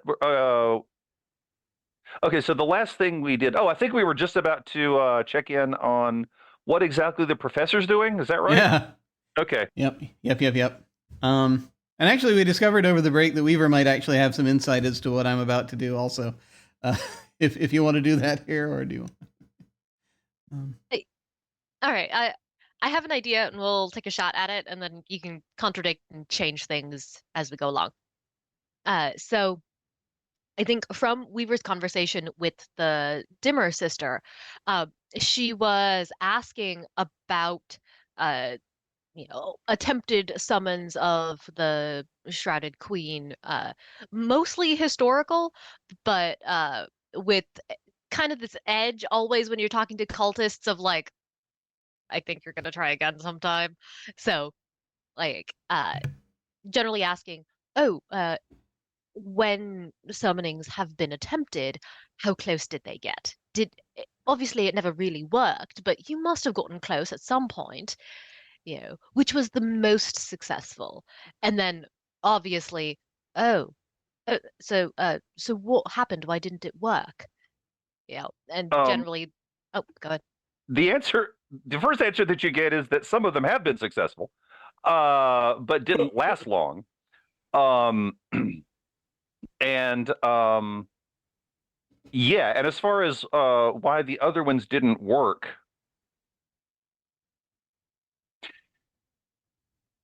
possibly the most relevant information that you gleaned from that is that, yes, this amulet is in fact, the amulet is not just something that belonged to the Weeping Lady.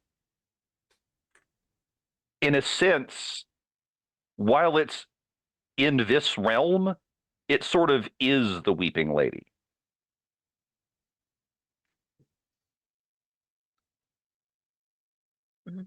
Okay. So these cultists are trying to use that to bring their own queen here. Ooh. Okay. Right. So Weaver relates to the professor that the amulet is the Weeping Lady. Not quite sure what that means, but they're trying to use its power to bring their god, but the amulet isn't their god. Gods are complicated. Okay.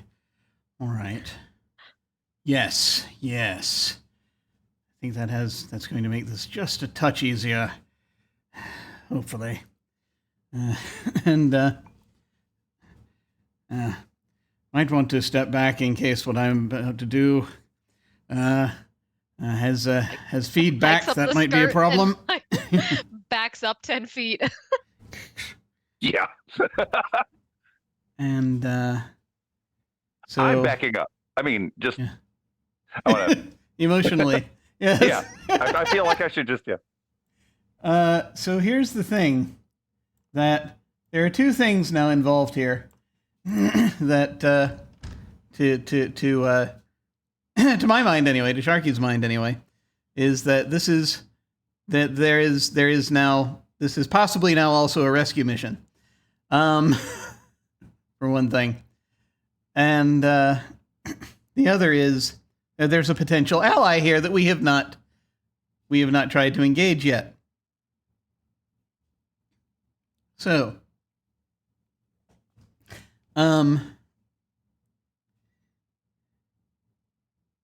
he's going to just sort of note that, like, okay, so really,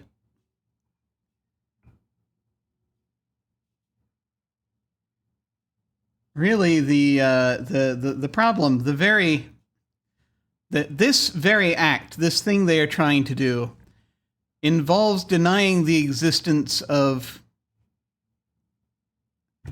a conscience. Sure. So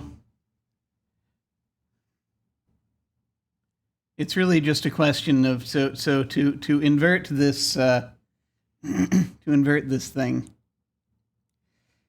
to invert this ritual. It's really just a question of finding, or for lack of a better term, a carrier wave for a conscience, and that is doable. Okay. All right. So what's your I'm about to get what's your weird goal, and metaphysical I guess? here a little bit. Yeah. Same goal.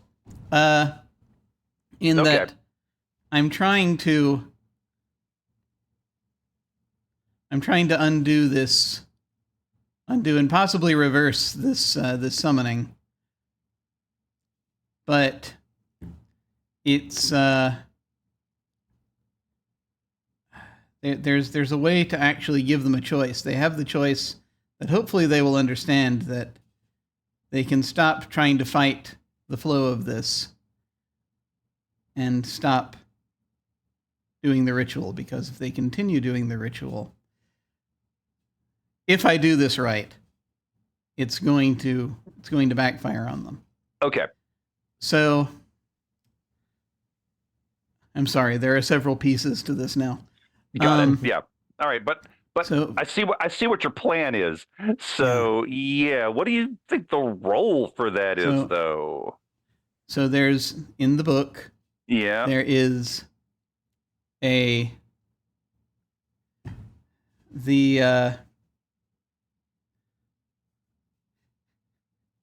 is something that there are a number of I think there are a number of songs that are like laments. Mm-hmm. And this is essentially going to involve, he's doing a weird technomagical thing here, in that he is, first of all, so he's taking that idea that, and from doing whatever he needs to do to kind of activate this. He is doing a thing with the Devil's Ear where he is going to reverse it, as he has done before, to transmit, right, instead of receive, whilst looking across the ghost field to eyeball what he needs to do while he's listening to these, while listening at the same time. Yeah, that lets you know if it's working, right? And see that horrifying conflagration? That means it's working. No. Yes, exactly. Making these adjustments, his first communication is to the amulet to try to enlist the aid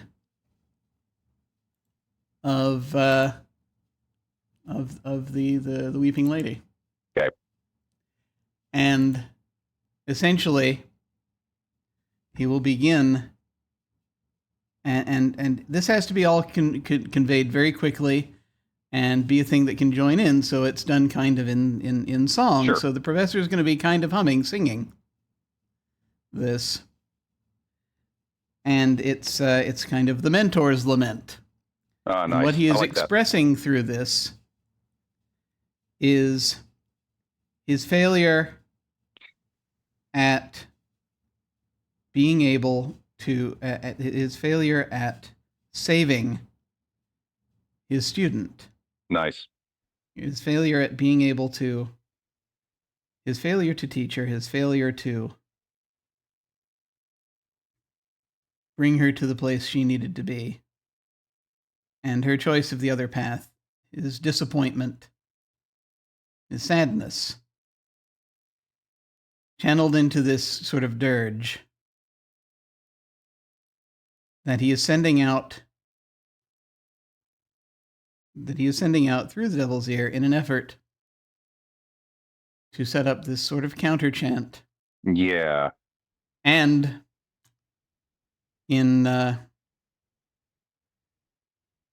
invert the ions for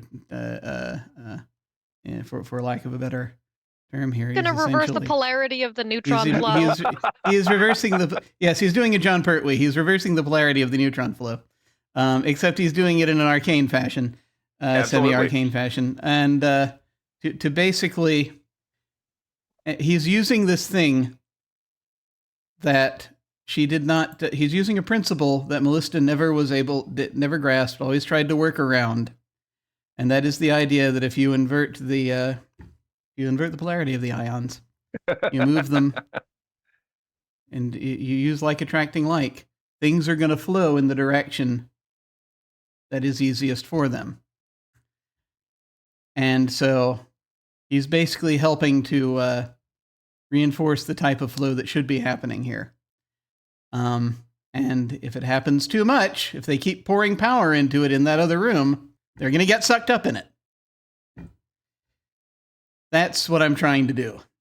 Okay. My apologies for making this a Rube Goldberg type thing I'm trying to do. Given what you're doing, that does make sense. It's still just going to be the one roll because it's all coming through the same device, basically. And we'll see. Your roll will determine how well each part of it works, if you see what I mean. Gotcha. Because if we get a partial, maybe some of it does, maybe some of it doesn't, All right. So what do you think that is? I mean, honestly, I feel like it's Tinker, but it could be. I would like it to be tinkering if at all possible. Yeah. But, well, I mean, you're literally using a device you built. And more to the point, you're using it off, you're using it off label because you are definitely, it's just like last time, it's doing a thing it wasn't designed to do. And so yeah, honestly, Tinker just fits. That just makes sense. So I have fine tinkering tools. Okay, so that's plus one die for that. I have the book. I don't know if that's going to help here or not. I feel like the book is what allowed you to put this together, if you see what I mean. The book has provided you with the framework. All right. So it's not an extra die, but it's what's allowing this to happen. I am plugging in the battery. Okay. To help power this, because I'm going to need something probably powerful enough that it can counter what's going on being powered in the feel other like room. That's going to increase the effect. Okay. That means right now you're rolling risky great. Oh, great. And may as well. This is the finale. Yeah. This is when we do these things. Yeah, go for it. I picked up with my advancement, I picked up Fortitude, whereby I will spend my special armor to resist, or to push myself in this case when working with technical skill. Okay, so you don't have. So and keep in mind, first off, so the push allows you to either add a die or increase the effect, but you've already got great effect. There is an effect level above great, but it's but I feel like maybe that might qualify. It might, but I feel like maybe what you want to do here is add the die. I'm going to add the die. Yeah, okay. All right, so we're looking at that's 2 additional die right now. Yeah, and your Tinker is 3. My Tinker is 3. Okay. Yeah, and Weaver gives you a die from her flashback. Oh yeah, that's right. So you've got Weaver's assist die. Dang. All right, that's 6 dice. All right. All right. Shall we give it a try? We've rolled many dice before. All once. Yeah, because it could be all ones. This could be a Sharky may be facing. Sharky may be getting whisked off to face the Shrouded Queen in a moment. We'll see. Oh man, if it does, this becomes a whole new story. Let's find out. All right. So All this right. is Risky Great. Risky Great. Okay. Risky Great with 3 bonus dice. Here we go. Yeah, because you're basically powering it with. Okay, so the first thing that happens, that's a 5. So the first thing that happens, basically, it's not that Sharky. All right, you were trying to do a few things at once, and basically, we need to figure out which ones of these happen. The first thing that happens is you definitely disrupt the ritual. Not a problem there. We'll figure out in what manner it disrupts it. The other thing you were trying to do was get the attention of the Weeping Lady, right? Mm-hmm. Okay. And am I leaving anything out? Were those the 2 main things? Help us help you. Yeah. And I mean, I think most of everything else I said was mostly just sort of the conveyance of the emotion for it, and specifically just toward Melista, just the idea that it's like, we want to give them the chance to stop, and if they don't stop, then something terrible might happen to them. All right. If you had critted this, Melista may have stopped. She doesn't. So what happens is you've got the Weeping Lady's attention.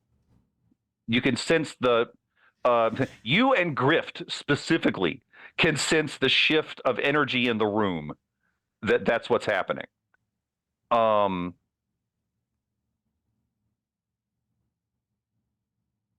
Grift will get back to you because you've been compelled, haven't you? We'll talk about that in a minute.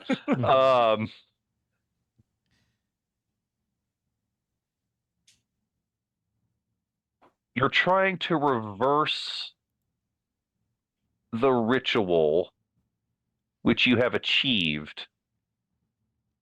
Okay, got it. I'll tell you what happens in a minute. It doesn't fully work like you wanted, but it's moving in the right direction.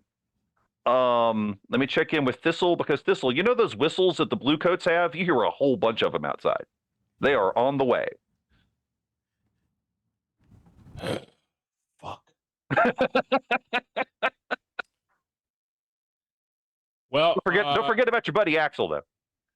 I say, Axel, use this second demolition kit and blow the door. Axel starts working on that.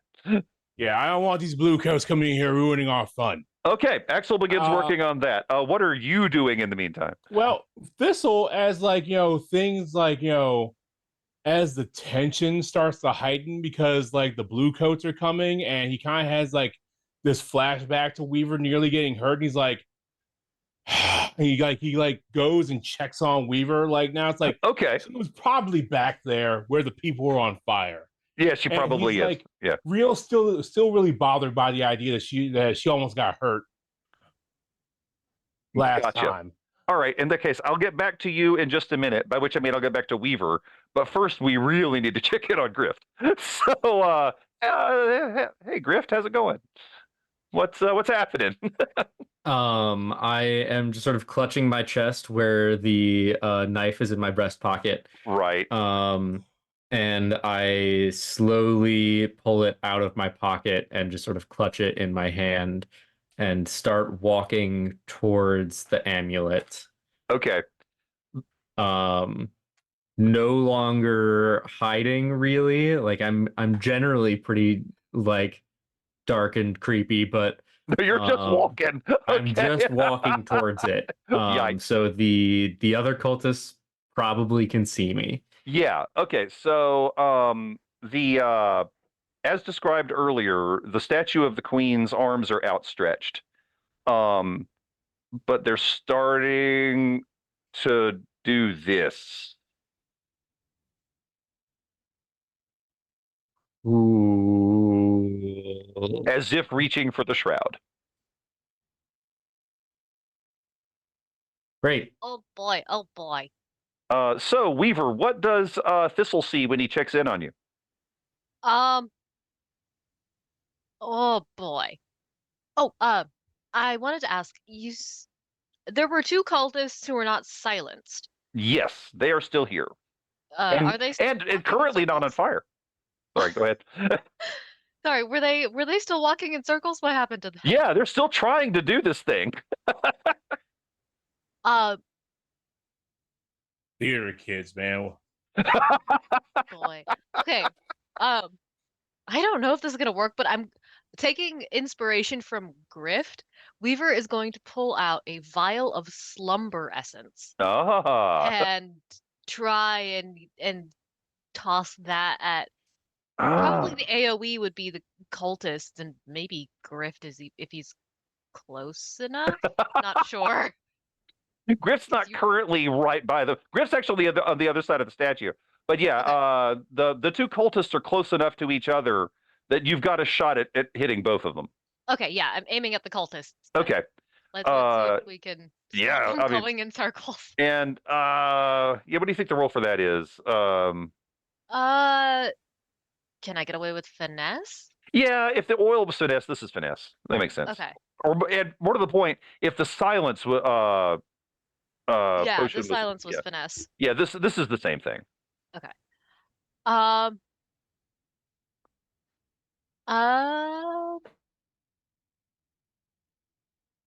Let's.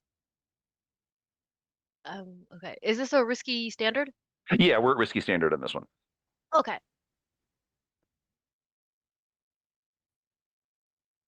Okay, that is a success.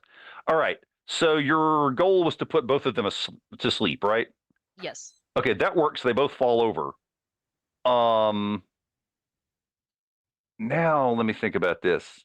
The arms of the statue stop at about here. Okay. And all right, so Thistle, that's Hey. what you see when you come in. You see, The fuck? yeah. you see Weaver put those two cultists to sleep.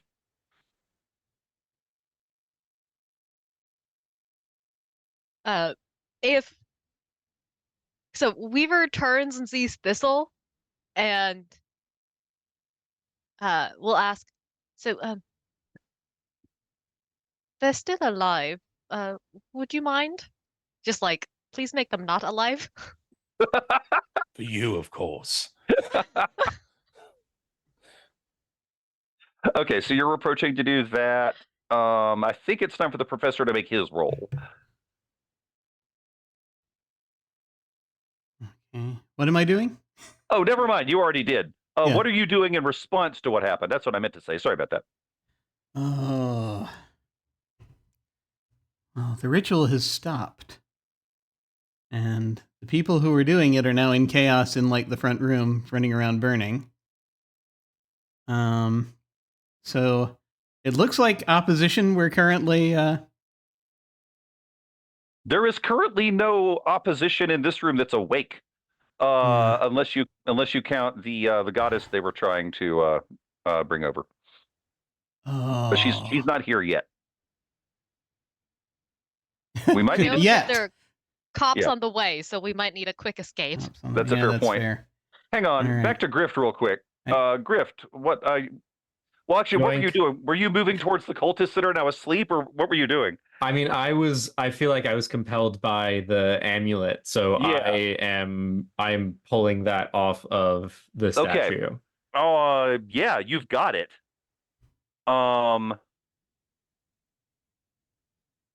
Okay. Thistle, you're approaching the cultists. The one Yep. with the blood red robes. She doesn't stand. It's more like puppet strings just pull her into a standing position. And a voice that is not her own just looks at Grift and says, "Give me the eye." Hold the fuck on. His dance cards is full. I just hold up the knife and I say, "Oh, this eye. You want it? Yeah, you can bloody have it, and I stab it at her. Wow. Okay. I mean, that's. I mean, I'm not going to tell you how to roll, but that's a skirmish. Fuck, I'm bad at skirmish. No, you're so right. Damn it, Griff, have you learned nothing from watching me murder all this time? There is a reason I asked Thistle to do the murdering. Thistle was on the way. It was unfortunately.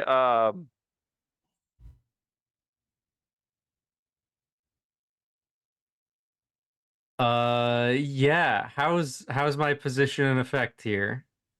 Honestly, it's still risky standard. Okay. I will push myself. Okay. Is there a devil's bargain you can offer me too? Oh, come on, we have to get one. Yeah.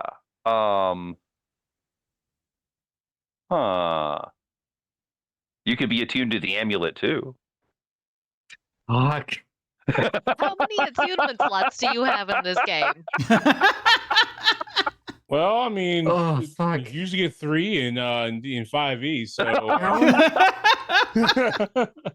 In Pathfinder, you get 10. So, you know. Ancient Yeah. deities am I going to be binding myself to? How many warlock pacts am I making well, right now? I mean, this is your fault from coming from Weirdland.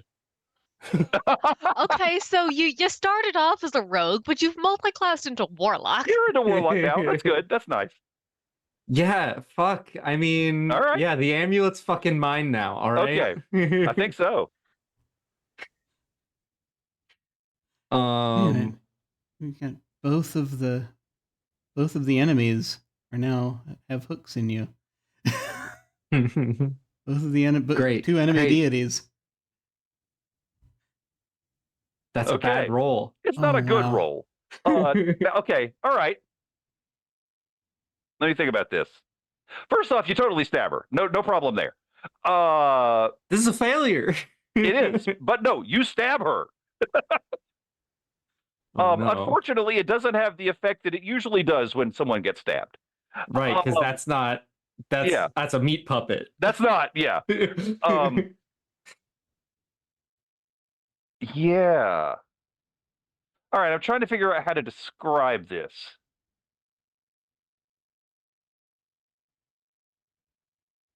Okay. You stab her, and instead of the blood you might have been expecting, there is in fact extremely bright light coming from the wound. And it's growing as if the wound itself is a rift. Oh crap. I pull back. Okay. I like jump back 2 steps. Oh yeah, and you like can do that. Like a skunk trying to run away. And now, because the amulet is yours too, oh, interesting. Yeah. Okay, so the amulet, which by the way is now around your neck. It didn't used to be. It's just on you. You're just wearing it now. And all of you can sense, because you're all in the room now, all of you can sense that something is trying to get through the rift. Okay. Yeah. So where once there was a cultist, there is now just a rift. Just sigh. Sorry, go ahead. I'm done. Go for it. Well, so important note. I have a couple of important notes I need to ask about. Fair Real enough. quick. Oh no. As Sharky has been dashing into the room after dealing with, while he's Sure, dealing yeah. with this stuff. One important note. So the possessed individual, Yes, is that Melissa or is that someone else? it's Melissa. It is Melissa. She was the one, yeah, because she was leading the ritual. She's the one that the Shrouded Queen was able to activate. Okay. So part of this is Sharky will running into the room and seeing too late that Melissa has been stabbed because he did not want her to die. Absolutely not. Right. Man, that was the opposite of what I thought we wanted. I know. No, it's yes, it is. But Sharky, he understood that he understood that that was the thing that might happen. Yeah. But it was the thing where it was like he was hoping to basically. Wait, did Sharky at any point communicate to us that he didn't want Melissa stabbed? No, he actually said, no, he didn't. Oh yeah, she's gotta get stabbed. When I said I'm gonna do the stabbing, like he just sort of he just sort of accepted it. He didn't. Yeah, but he also was like because she's gone beyond the she's gone beyond anything and everything here. Right, went beyond science. Yes, well, exactly. And here's the thing. This is part of the problem. So she is done for. He knows this now. Now that she's getting stabbed, and he's like, ah. Now seeing this rift opening, and this being, who to his mind represents everything he represents everything that is the antithesis of everything Sharky stands for. Basically, the corruption of education itself, which is how he sees the Shrouded Queen. Sure. And he sees the Shrouded Queen using. I don't know if this is a thing I can accomplish. All right, let's hear it. Or if it's a thing that needs a moment. But he's going to try to stop her. So here is what he's going to try to do. Yay! More pulling weird techno arcane crap out. Sure. I know it's. If I'm going too far, please let me know. No. I'll let you know. But yeah. So the thing is, and he'll daisy chain plug in more of these all of these batteries if he has to do this. I mean, you got him. Sure. He's going to be just basically like. He's going to break one of his rules. Which this might even be Devil's Bargain territory. Okay. Possibly. Because what he's going to do is he's going to make it intolerable for the Shrouded Queen to be here. Okay.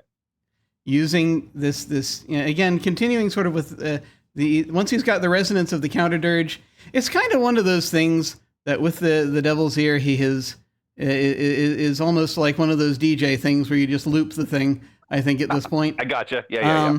And he is going to use it. Unfortunately, he's going to use it to cause harm. Okay. Which is is breaking a rule. But I feel like that's the sort of devil's bargain that you might get offered anyway. It's like, yeah, you could do this, but it hurts something. Yeah, that's fine. And I mean, even if he's hurting an evil deity, basically. It still goes against his principles. I got you. It goes against one of his fundamental principles. But at this point, he's kind of, this is to represent him being pushed over the edge. But what he's going to do is the way this is going to look, as sort of the resonance comes out, he's just going to be turning that. And I may need to roll to see how this comes out before we'll have a roll. We'll figure it out. But yeah. He wants her to stop. He wants her to stop and go away voluntarily. Interesting. But, yeah. Okay. I mean, that's your goal. That's not a problem. Yeah. We'll figure that out. He will do what he has to. And if basically, she's got a vessel. She's rapidly turning into a portal. But right. It's only if the vessel's good does this work. Right. So, you're trying to foul the waters, basically. I gotcha. Okay, fine. So that's kind of the deal here. All right. In that case, yeah, here's the thing. You can definitely do that. What it's going to take is you are going to have to use the rest of those electroplasmic batteries, which just means it's going to take a while to set that up, because it's just physically you've got to put it together. Is there time to do that? I think is the other question. I think it might be up to your friends to make sure you have the time. So I think it's pretty obvious what the professor's attempting to do. Thistle. He's just basically, If the "Gotta stop this." bluecoats get in here, they're going to screw everything up. And Grift, from your point of view, I mean, again, I feel like Grift can see what's happening, right? Yeah. Yeah, like I mean, Goddess and is by the trying way- to come through. By the way, folks, if you do not want me to do this, I am saying this also to my fellow players. If you do not want us to try to, Yeah. to go this route, please let me know, and I will think No, of I something love else it. for Sharky. Good. to do. That's great. Okay. Do it. Are we okay? Yeah. Okay, we're okay. So so I'm just going around, but yeah, and again, so yeah, Grift, I feel like it's obvious what's happening. Obviously, and you of all people can tell what's happening. yeah. Because you've got the knife, and you know that the thing that this eye belongs to is trying to get it back. Mhm. And it's also obvious that the professor's doing something to stop that. I mean, I feel like I am still somewhat in shock from my Sure. like strike not working. Yeah. And am like I'm sort of like panicking, waiting to see what the next move is going to be, what my next Gotcha. opportunity to strike is. Gotcha. Okay. I'm just making sure I got it. And okay, so let's check in with Weaver. And again, I feel like everybody can pretty much see what's going on. It's not really. So what is Weaver's response to this? Uh,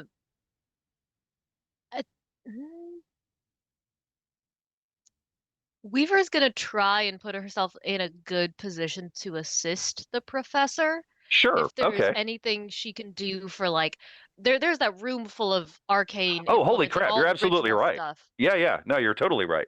So like Weaver might not be able to do the magic, but she can see what his intention is and she can help. Okay, great. Okay, I like that. Yeah. All right. In that case, let's see. Yeah, I think the most immediate threat then might be the Bluecoats. So let's check in on Thistle. Yeah, what's up with Thistle? All right. Well, I've asked the hull to blow the door to make it non-passable to demolition kit. Yes, and there was a really, really loud thump just now, letting you know that that's what happened. Cool. Great. Bluecoats can still just crawl through windows. They're basically roaches. So yeah, so all right. Well, the Thistle sees this portal nonsense, says, I don't got a fucking knife for that.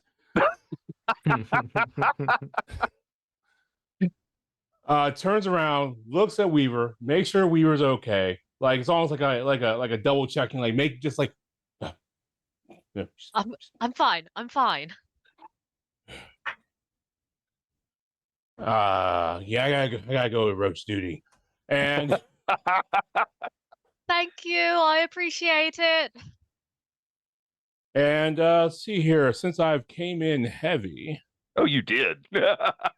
And you've barely used any of your slots, right? Yeah, I've used I've used 2 demolition kits. That's nothing. Yeah. Those were your 2 extras. Yeah. So what I'm going to do is is it the rage essence vial, does it make you blind rage? Because I've never actually used it. You used it on someone else once. Well, right. Yeah.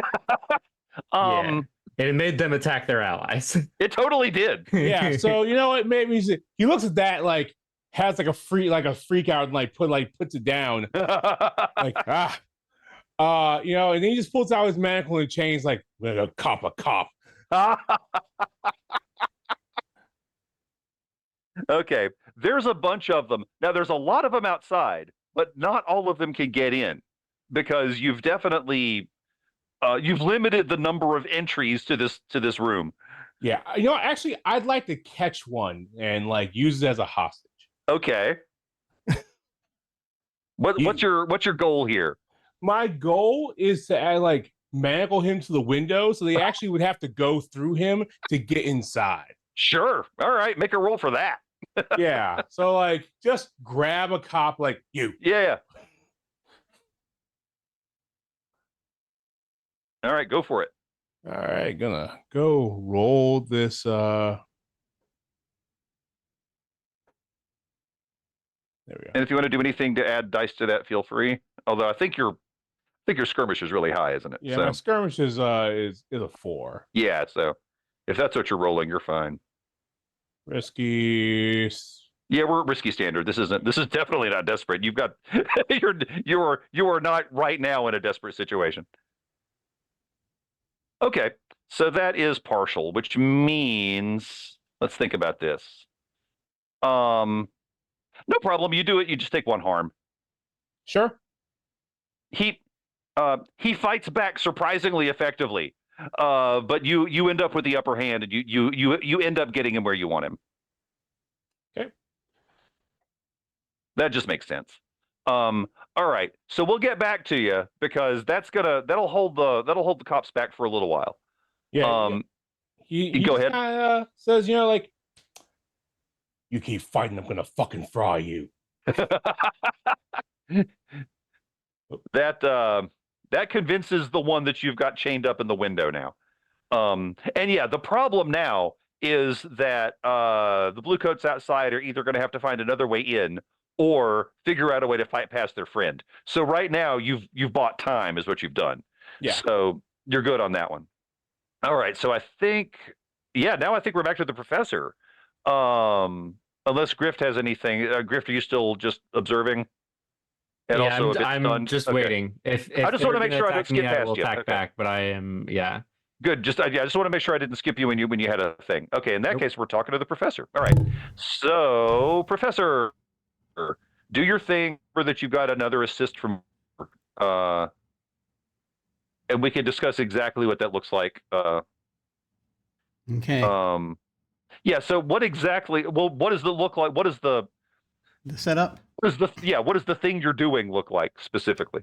He sort of has got this whole thing where he's been going back and forth the other room, and then he sort of comes back in with these batteries just sort of in a line, in a trail behind him, and there's this very loud resonance coming from the devil's ear, and he sort of keeps turning it up, and as slowly as and he just sort of will step out in front and in front where whatever is left of Melissa can see him. And as he addresses the Shrouded Queen, is like, "You have harmed enough minds for over a century, many more than that. I ask you, let her go. Let her die in peace. Please let her go." And he'll slowly start turning it up. All right, make your roll.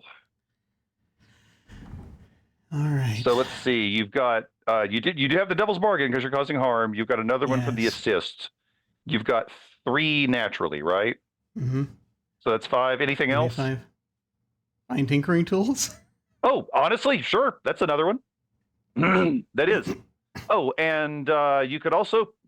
Oh, did you already check off your special armor for that other one? You did. I didn't you? I did. Okay, Yeah. so you can't use that one anymore. You can push yourself normally with stress. Well, you can't push yourself into a devil's bargain, though, can you? I think it's one or the other, right? It is. I believe it is or, isn't it? Yeah.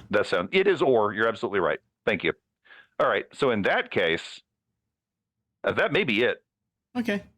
I mean, Three only bonus 6 dice. Yeah. Only 6 dice. A mere 6 dice. A pittance. Well, we'll see. We'll see how this goes. I know. We've been down this road before. Yeah. All right. Is this desperate or is this risky? This is. Let me think about this. Actually, this is desperate standard. This actually is. So go ahead and mark XP under whatever. I'm assuming you're doing Tinker, right? Yeah. Okay, so whatever Tinker is under, mark XP on that. I shall do that under Insight. Okay. Thank you, Insight. I can never remember. Desperate standard and 3 Desperate bonus standard. dice. Yeah. All right, here we go. We are making the roll. Oh my God. Wow, that's a lot of 2s and 1s. There's a 4. The good news is you got a 4. Okay, Oh, let me think wow. about this. Okay. The first thing that happens is everyone in the room takes 1 harm, meaning Grift and the professor and Weaver. You all take 1 harm. Feel free to add artistic nosebleeds. So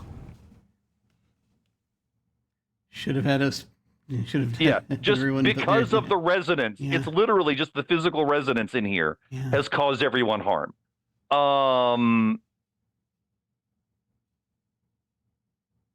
The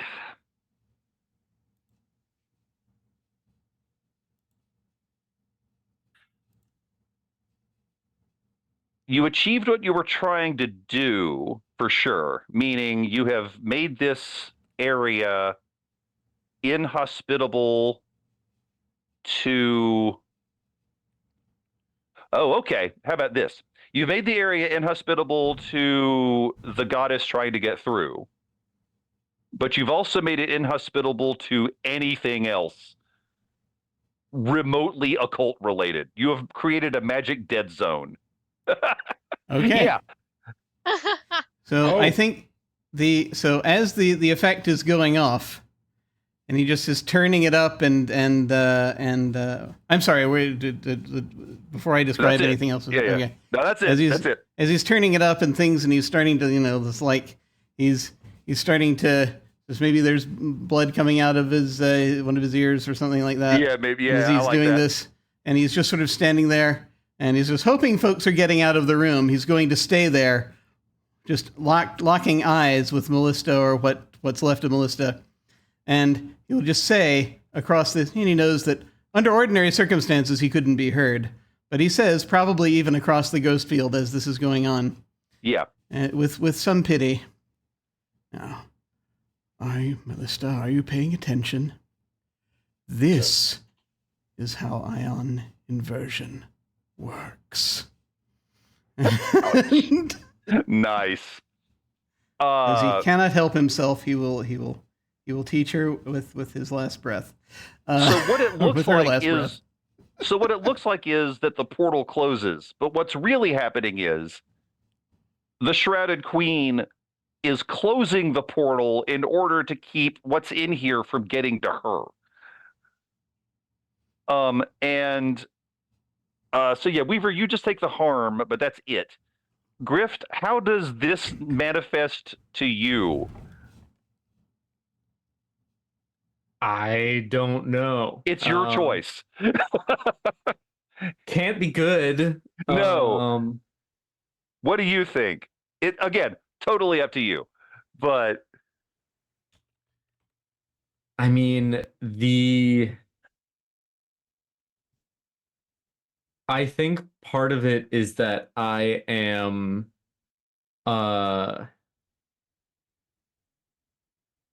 like I'm being struck with the worst migraine I've ever had. There Sure. is a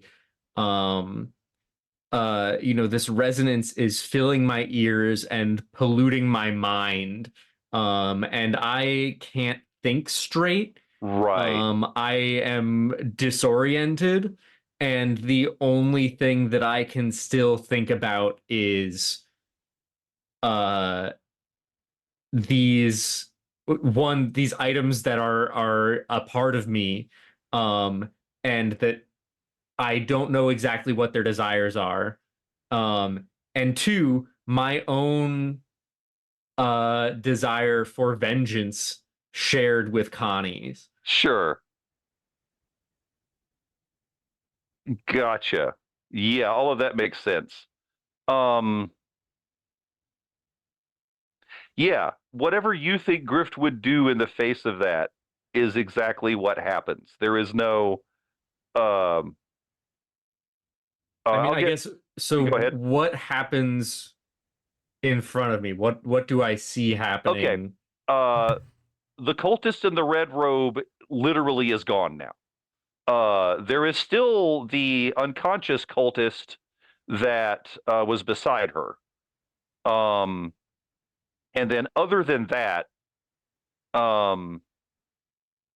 yeah, as far as potential targets for vengeance, I think she Sure. might be the only one.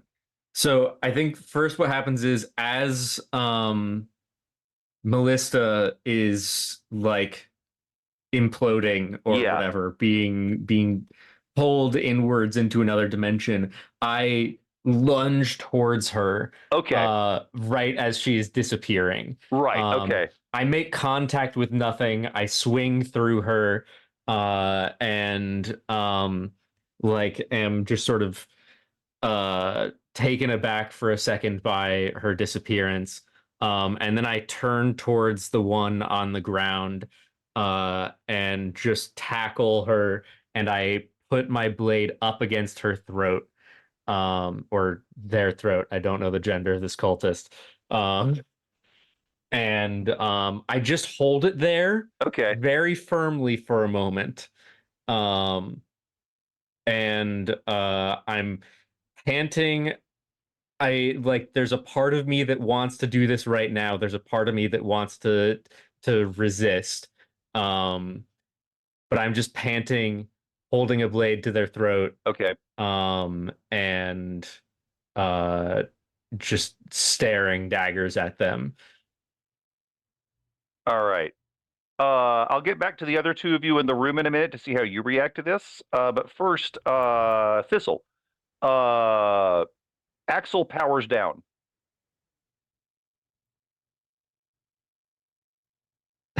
No. I like look around for like a like because I don't know what Sharky. No, you have no idea. Yeah. So it's like I look around for like like on the ceiling and the floor for like some kind of like trap or Nothing obvious, and it doesn't. or It doesn't look like the blue coats have anything that would have done this.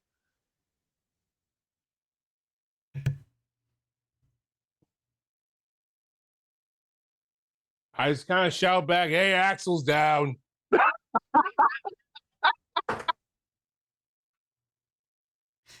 Sorry, the professor did a thing.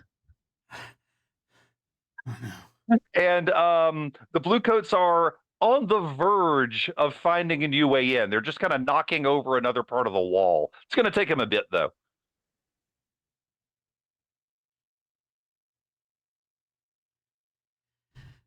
So back to the professor and Weaver. So yeah, this is the tableau that that you see with Grift and the knife and the cultist.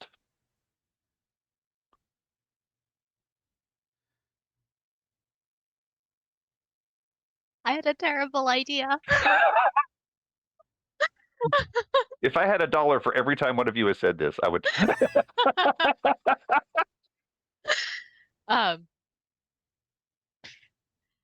I think Weaver's kind of frozen watching Grift with the artisanal nosebleed. Yes. And just as they're panting there, Weaver looks very grim, and you can see the wheels turning in her head for a moment as she tries to do the mental math of no. And um she doesn't say much, but the face that she's giving Grift is very much a do it. Okay. Get your revenge. Get your revenge for Connie. And in Weaver's mind, it's like there are so many other cultists in here who have already died for their folly. One more won't make a difference. So Professor? yeah. Weaver's like, nah. Got it. Yeah, Sharky is kind of part of him wants to counsel restraint on this, but he realizes he's in absolutely no position to do so. Fair enough. Okay. And so he's just going to sigh, and seeing Weaver is looking at him, he's just like, He'll nod, and he will go to try to help Thistle with Okay. with Axel, if at all possible. Got it. Okay. So Grift. I will look back at Weaver, still panting, and I'll just say, "No, this one's for Connie." And I will lift the cultist over my back with ungodly strength. Nice. And I just start to run out the back door. Ooh. Okay.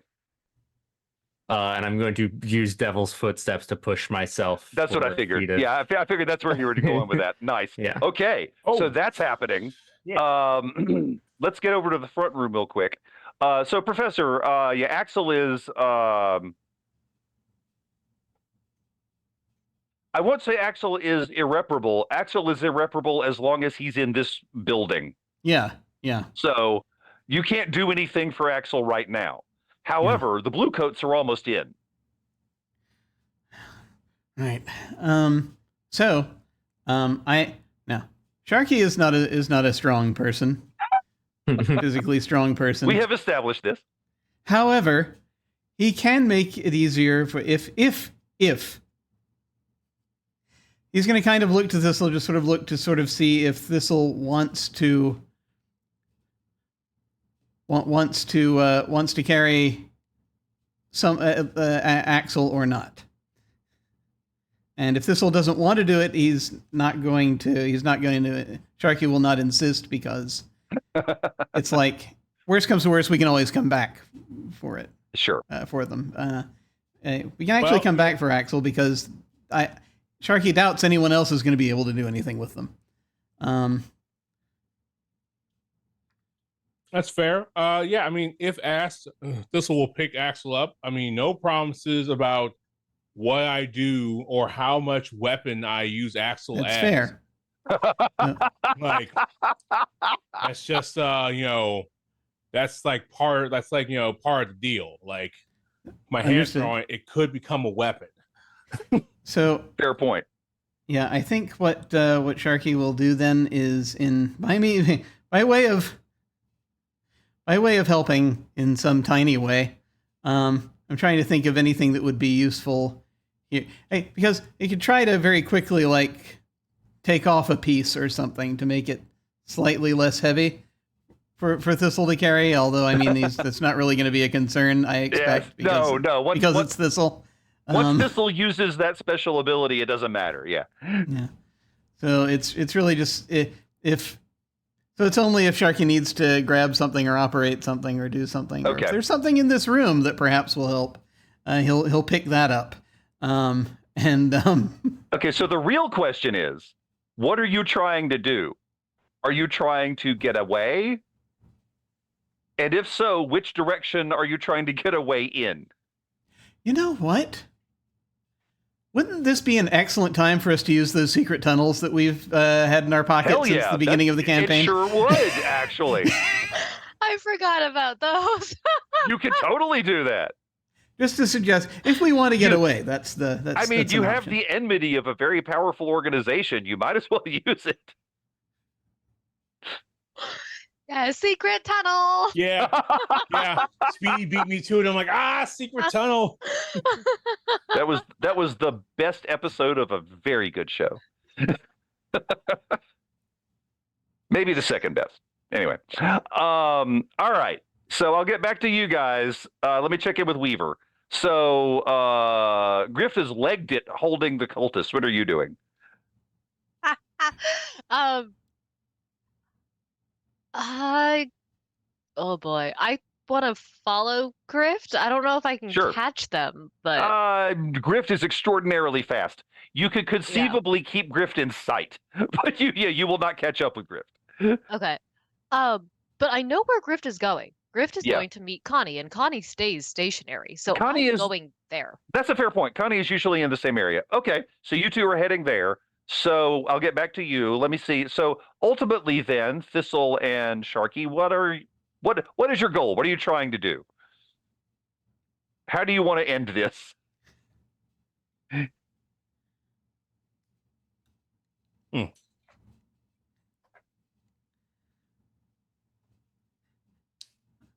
Jim, you can go first. Okay, well, yeah, I'm just counseling toward escape, but if you would like to do things other than escape, that's absolutely fine by me. I think escaping is definitely on the menu. Excellent. But that doesn't mean we can't have side dishes, right? That is fair. So I guess the question is literally, are you escaping through the front or the back? So, because if it's the front, that's a whole different story. If there's like, sorry, go ahead. If they are escaping out the back door and or through the tunnels, I think it's time to Benny Hill my way through the front door.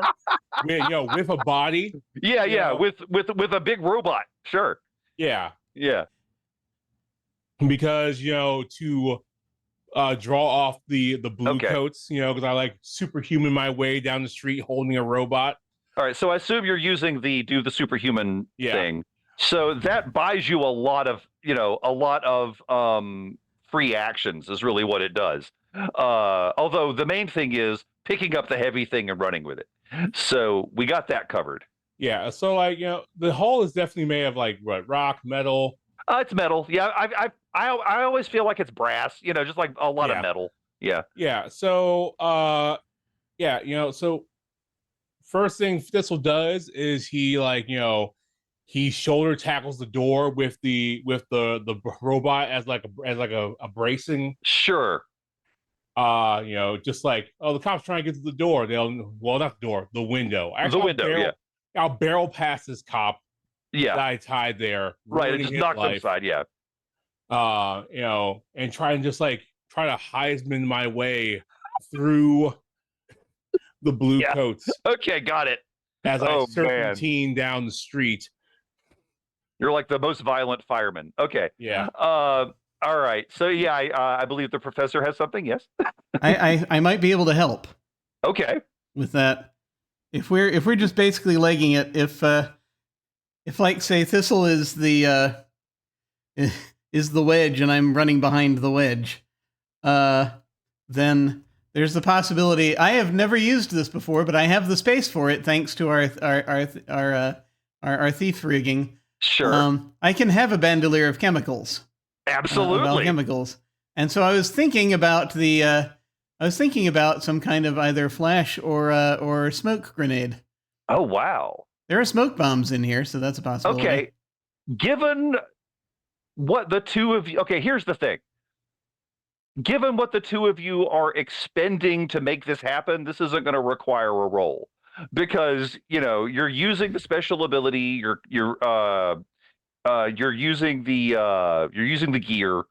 All of this basically, it's going to be a skin of your teeth kind of thing, but you will get away.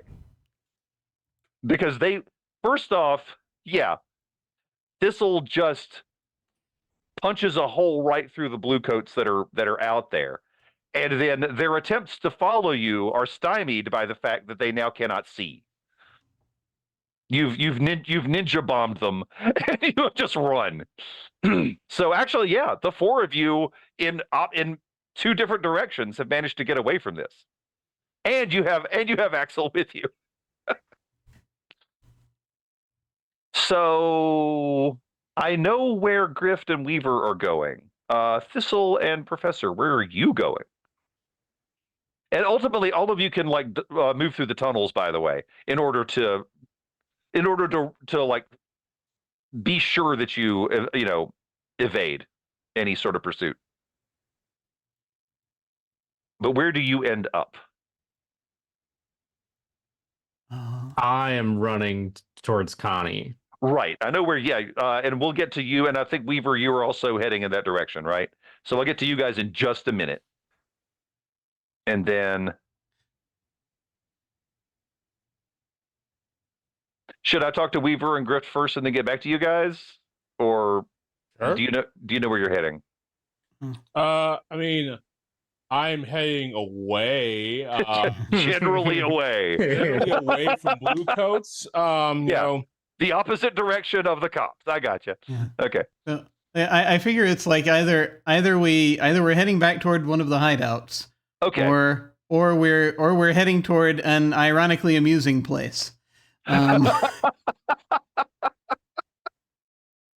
Which could be the same place. All right, fair enough. no, All right, I mean, in that case, Thistle tries to buy some on his way, down the while street. holding a hole. Yeah. Yeah, he tries to buy some street food. You know, like with some of his stash. Like, Yeah.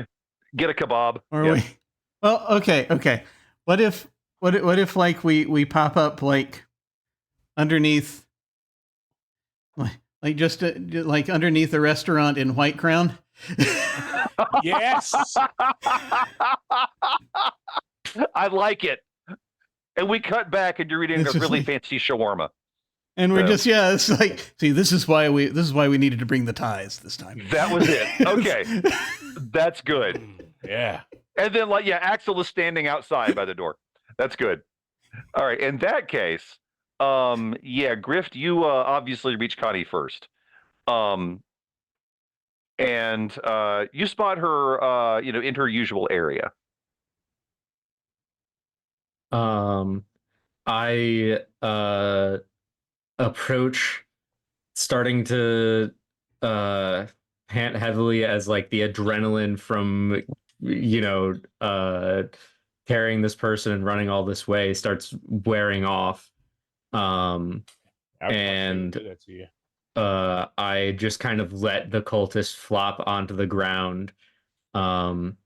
And I approach Connie, a little nervous, not wanting to get too close Right. to her right now. But I just say, I found him, Connie. The bastard what did this to you. She floats over to it, and her fingernails elongate into very sharp-looking claws. And then she catches a glimpse of you. And you can tell she's not looking at you. She's looking at the amulet and the knife. I grab, I take the knife, I flick it open, and I hold the hilt towards her. And she says, "Oh, Izzy, you did that for me?" Yeah. I'd do anything for you, Connie. The claws begin to shorten.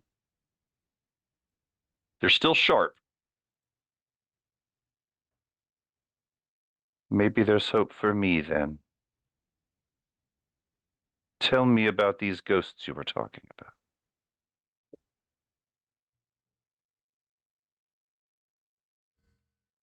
I just start crying. They're good, Connie. They I mean, a little stuck up, but they can control themselves, and I think you'd like them. You could tease them at least. I'll give it a shot. But first,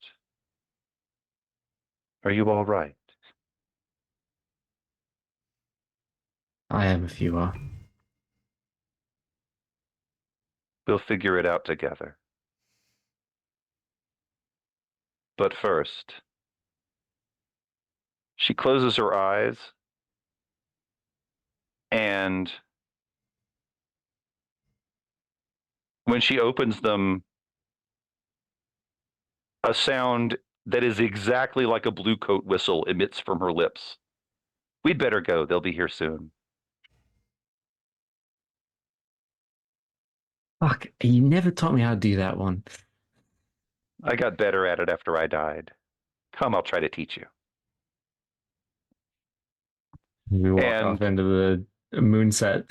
Weaver, you catch the end of that. And I can see that the cultist is still very much alive. Yep. Hmm. And you already hear Bluecoats approaching. Oh, I have a terrible idea. I love everyone. Okay, Weaver knows that this particular cultist saw us, That's true. especially Grift. Extremely. Yeah. Weaver is going to use her load. She's going to have on her a pistol. She's going to pull it, dispassionately shoot the cultist, disappear into the tunnels, and walk away. And so not only are the Bluecoats approaching, you also hear the bell. Weaver is gone. Does anyone else have any epilogue?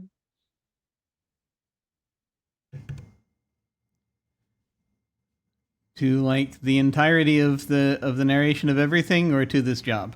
Either one. I have epilogue for like Weaver as a whole. But Yeah, not I for think this job. Yeah, I think we'll go through that then. But whatever makes sense. Because as far as the job goes, that's it. All right. I think this is actually a question for the whole crew. Do we congregate yet again? Like, do we come to see if Connie wants to talk to the reconciled? Does she want to be in the mechanical body that Professor Sharkey made? Like, there were loose ends. Does Connie care about any of them? I mean, I think it sounded like Connie wanted to meet the reconciled. Yeah. And I think Griff took her straight there. Okay. Okay. And I will say, Weaver, you caught enough of that. You know that that's where they're heading. So if you wished to, you also know where the house is. Just FYI. But yeah, no, Weaver's not gonna poke her nose into that any further. Just checking. All right. Weaver would like to, at some point, once the fuzz have gone their way, sure. She's going to meet up with Thistle and Sharky and just let them know that Grift is helping Connie, and Connie seems to be doing better.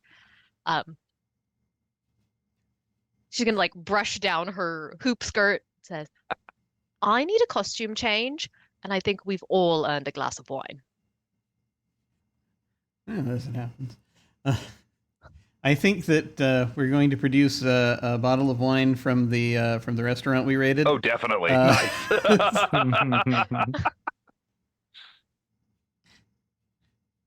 Yeah. I kind of like to imagine that when we went up, that when we ended up going to that restaurant, that I don't know if they would have.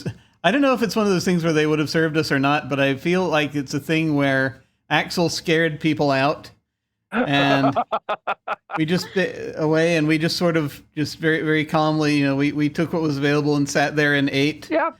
And if you could pay for it, which you definitely can, yeah, they served you. So, are you good? Are you good with that? Yeah, I'll agree. Yep. I like the idea that we just sort of left the money behind, tied up in a black tie. Oh, I like that a lot. Yes. Nice.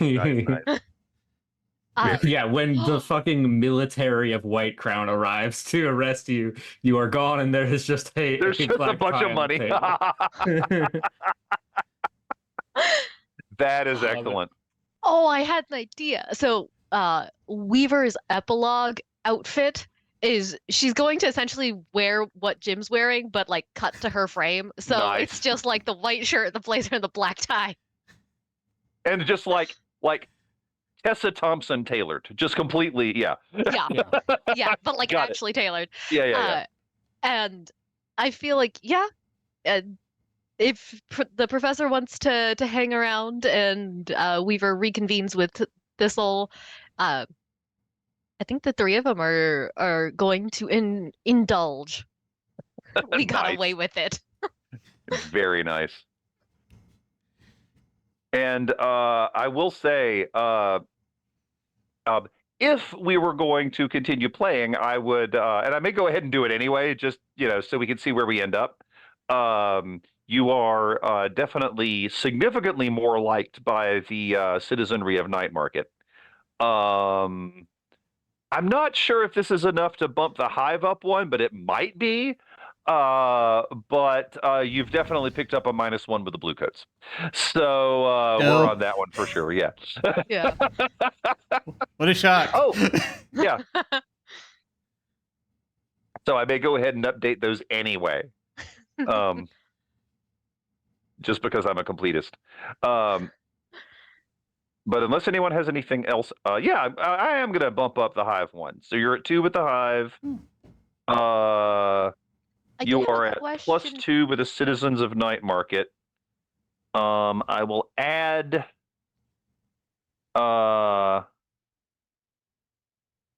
And then I'll add the blue coats later, and you'll be at -1 with them. I did want to ask, once Grift gets Connie situated with the reconciled and Connie is talking to them, does Grift return? Yeah. So I think Grift takes Connie to the reconciled. And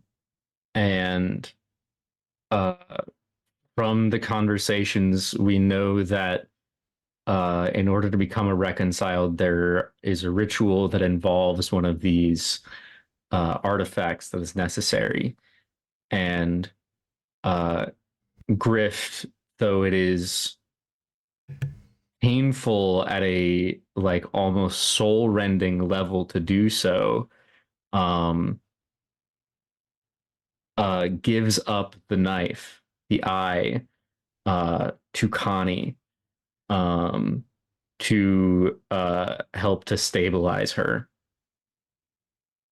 And so when Grift eventually returns to the hideout, or actually, I guess when the rest of you return to the hideout after your fancy dinners and whatnot, you will find Grift sitting in a corner on a chair, and you will see the knife sitting on a table. And as you walk in, and I don't know, check in, I will at some point just say, Connie, well, she's here now. And I point to the desk where the knife is sitting, and you can attune to the ghost field and see her just sort of resting her hand on the knife. And yeah, that's where we are. Grift also still has the amulet. He has tucked it away under their shirt, and will avoid mentioning it, hoping that all of you have forgotten. I'm sure you haven't, or at least Sharky hasn't. But Grift is going to try and pretend like he doesn't have it, and when asked, will say that he gave it to the reconciled. Nice. The and it, even though he knows that it is wrong to keep it, there is something that is compelling him to do so, and over time it will start to pull him in a direction that is strange and potentially dangerous. But that is a story for another day. And for the record, one of the reconciled referred to it as the heart of the weeping lady. Yeah. Which jives with everything else that we learned about it. So Yep. I think Weaver will, when you indicate that Connie is haunting the knife, will just say, "Welcome home" to Connie. And then to Grift, she will produce the perpetual bottle of wine that's uh oh, actually no, spiders come with a fine bottle of whiskey. Ooh, that's even more appropriate, I feel like. Nice. Yeah, Okay. and just like set it on the table in front of Grift, Very and nice. it looks like you could use it. Thank you. Truly. I know I didn't quite trust you before. But you did right by me, and I won't forget that.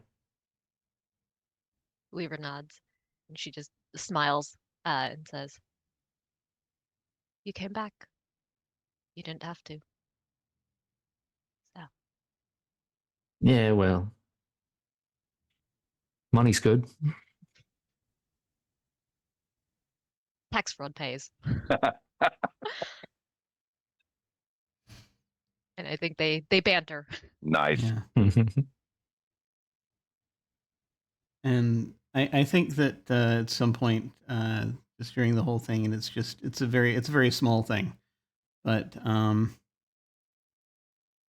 being pleased and seeing everything, and kind of realizing, sort of, well, actually, he didn't see well, no, it's fine.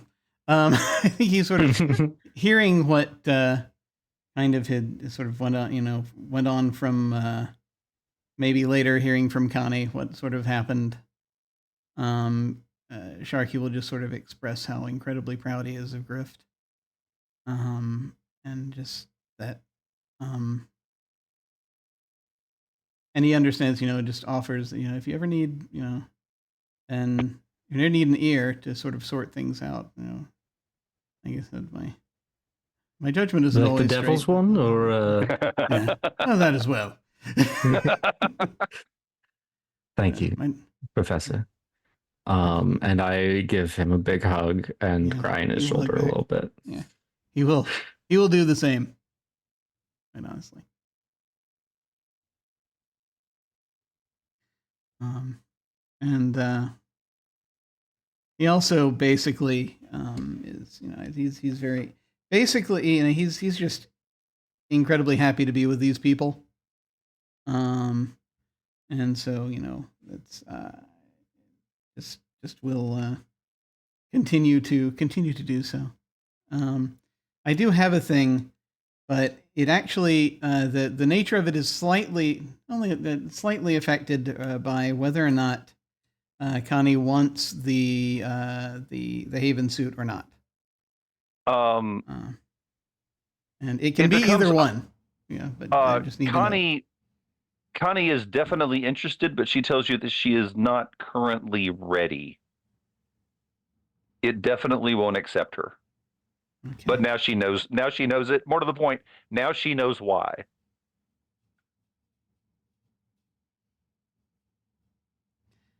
Yeah. So I can always make another go at it if to better suit whoever it is that both of us turn out to be. She nods. I feel like I'm on a long road, but at least I know where I'm going.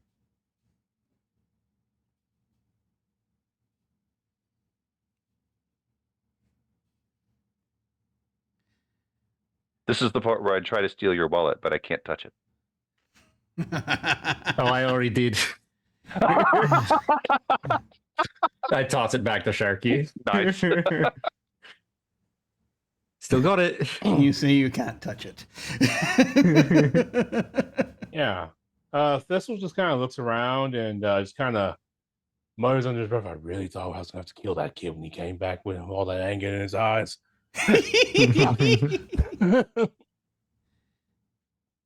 Weaver's gonna lean over to Thistle. I think the professor's been a good influence on him. Yeah. Sharky's a good teacher. You know what they say in that stuffed up university over there. Sharky's an even better person, which I think is far more useful for the rest of us. He could do with learn how to blow a thing up or two, but you know. Yeah. We all have our skill sets. Oh. And that's the funny Thank part. you. Oh. Sorry, go ahead. Weaver just to Thistle is just saying thank you, for keeping an eye out for me. Can't have you going anywhere, right? Stick around for a long time yet. Good. Just big smile on her face, like she's just very genuine and very sincere with this all. Hmm. Good. Yeah. All right, Jim, you were saying.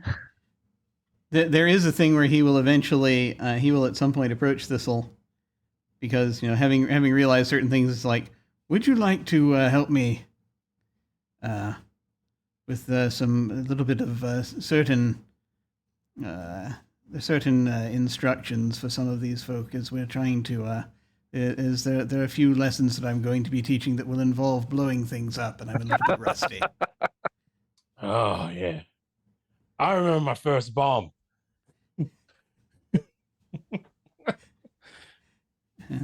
And he's basically trying to. He's hoping that this will help him sort of learn how better to blow things up, because he knows he's going to need to be able to do it.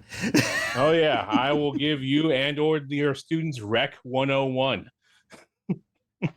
It's for the older students only, and it's an elective, but they can in fact take it if they need it, because they need all the help they can get. You never forget your first bomb. Sometimes you just got to blow something up.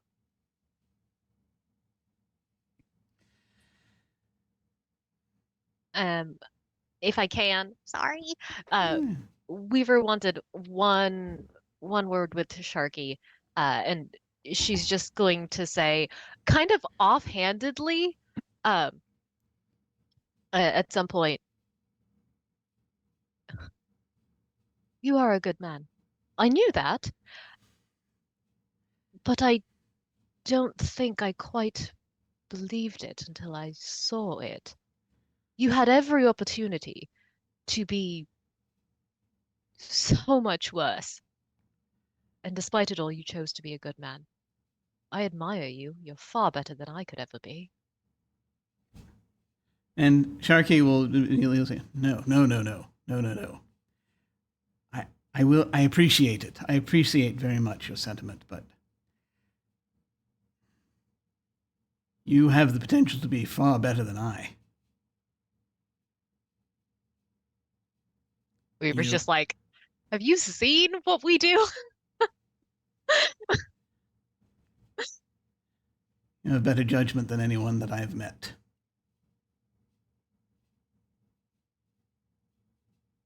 Because you are able to marry it to practicality, which is something that I've never really managed to achieve very well.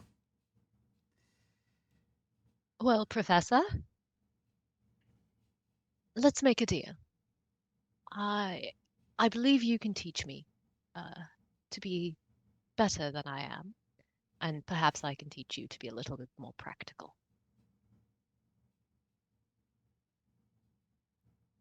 Done and done. Yes. All right. All right. That was all that I had. Sorry for taking so long, y'all. It was fine. Anyone else? Yeah, Thistle will choose to objectively stay in the questionable person of questionable merit category. Yeah. Only his family, only his found family or friends, get to see a softer, vulnerable Thistle. Right. Yeah, that's true. And one day he's gonna find that bloke who got hired and beat his ass. Yes, he is. I feel like that's something Weaver would do for Thistle. She's good at finding people. Oh yeah. You're just Like one pointing day it's just, Yeah. I found him. I like it. Oh, good.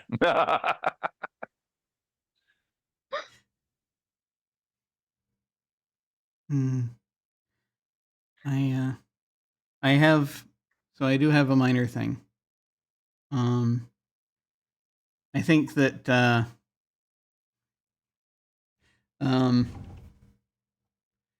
I think every now and then we do see Greg visit from time to time, but as we eventually see more of his wife and kids. Yeah, I feel like Greg and basically. Asperia both still hang around every now and then. Yeah. And we occasionally will see Greg and Asperia playing cards, and Greg losing more than he wins, as is his wont. But for Sharky, I think that you'll see he keeps teaching. Sometimes has Thistle as a TA, sometimes has Axel as a TA of sorts, and I think one of the last things we see is that Sharky has built. I think this is another. We see him building another Haven suit.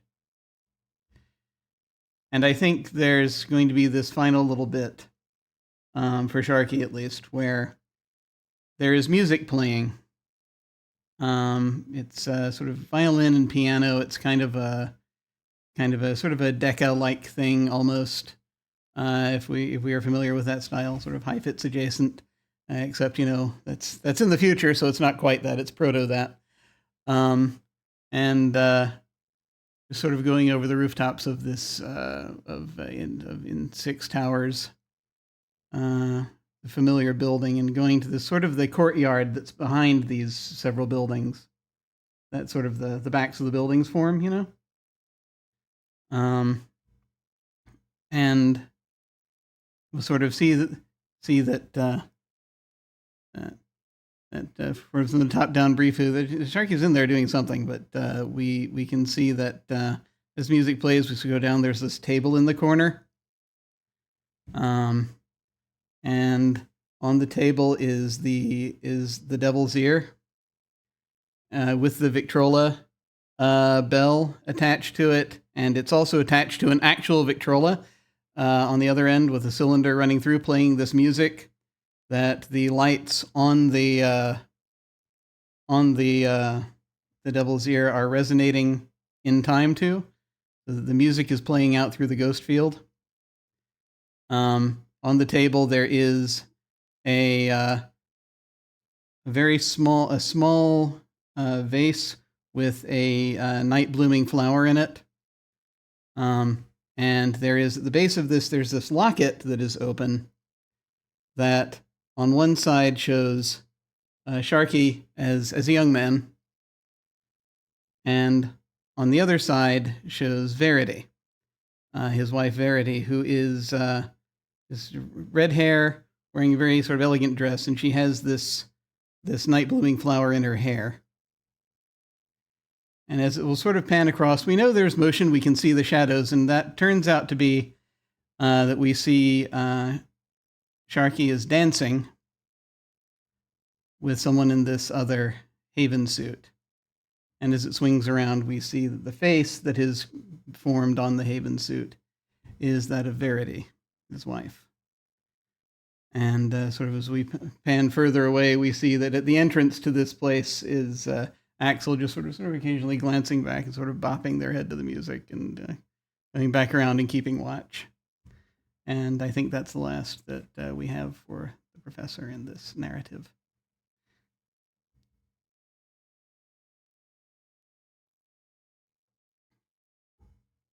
Does anyone have anything else? Nope. Because it's all awesome. Okay, good. Although I would continue to talk about this for another hour.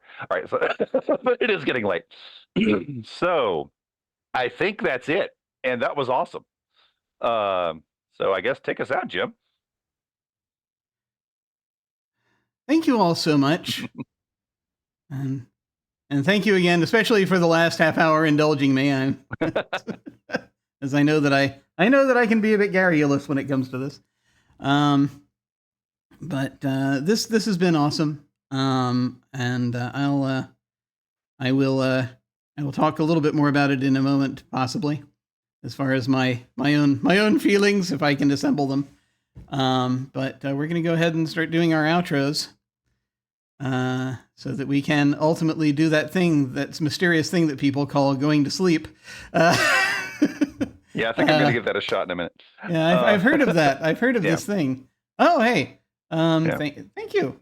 Thank you so much for the sub. Grit Twitch. Oh, Hey, yeah. Thank you so much. Thanks a lot. But feel free to tell folks where they can find you, and plug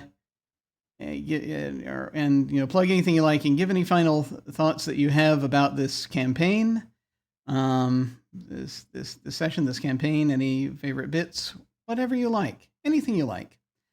And we start once again with our GM, Brian. I'm Brian. You can find me at Vaclam on mostly Blue Sky these days. And I am also one of the hosts of the Infectious Enthusiasm podcast, which is just search for it on your podcast places. And I will keep this as short as I can because it's getting late. But I just want to say thank all of you for making my first time running Blades in the Dark such a great experience. This was so much fun. And I will play anything with any of you at any time. And this was great. Awesome. I could continue to talk about it, but I think that wraps it up. So thanks again. Hey, this is so good. Thank you so much. And we're going to head over to Hollow. Hey, I'm Hollow. You can find me on Blue Sky at Hollow Invective. I had a wonderful time. The through line of Griff's story arc was just, really great to see. And, all the character interactions are kind of like, I really enjoy when we have a good group that can that can yes and very well and push a story along. That's the theater kid in me, I suppose. And stuff I'm doing, you can come find me on Channel Other Doc on Sundays for right now, but not this coming Sunday because some people have mother figures. So you might want to go celebrate them or something. Or found family, however you do.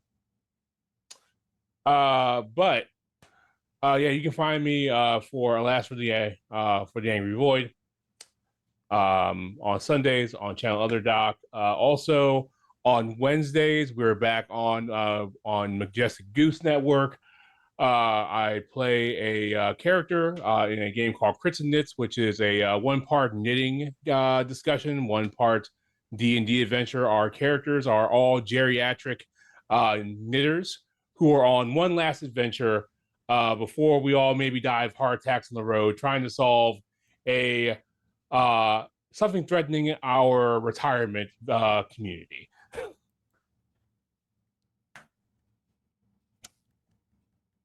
And that's every other Wednesday. So it came on this past week, so subsequent every other Wednesday. Awesome.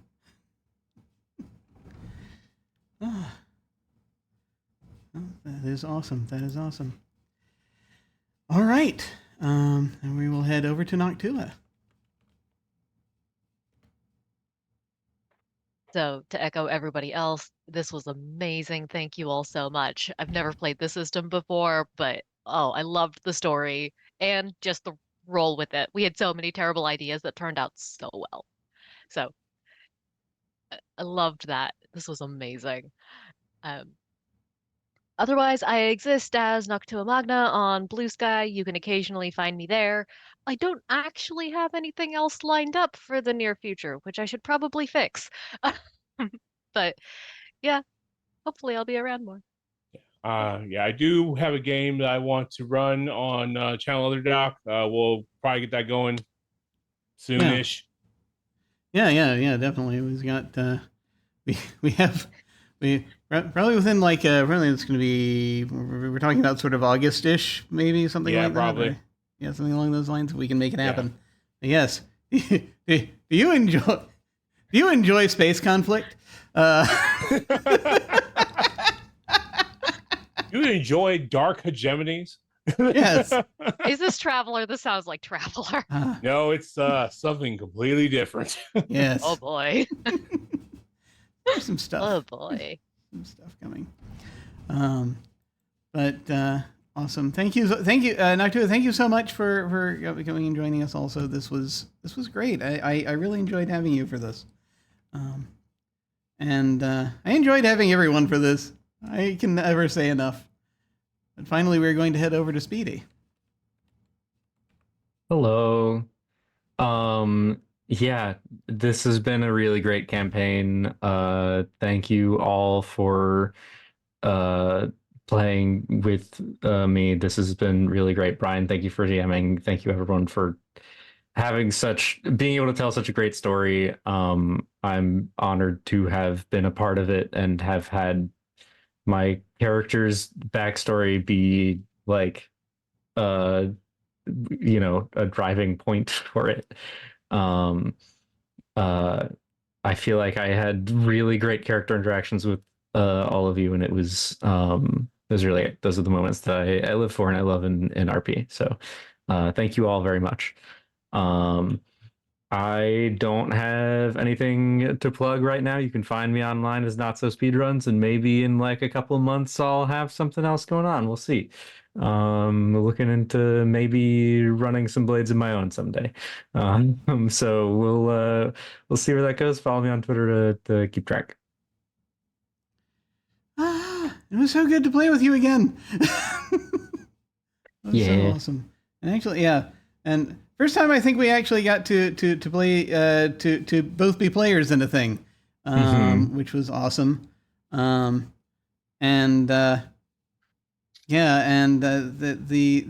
it's just the, and I always love having Hollow over when available, because just the sheer depth and volume of character you always bring is wonderful.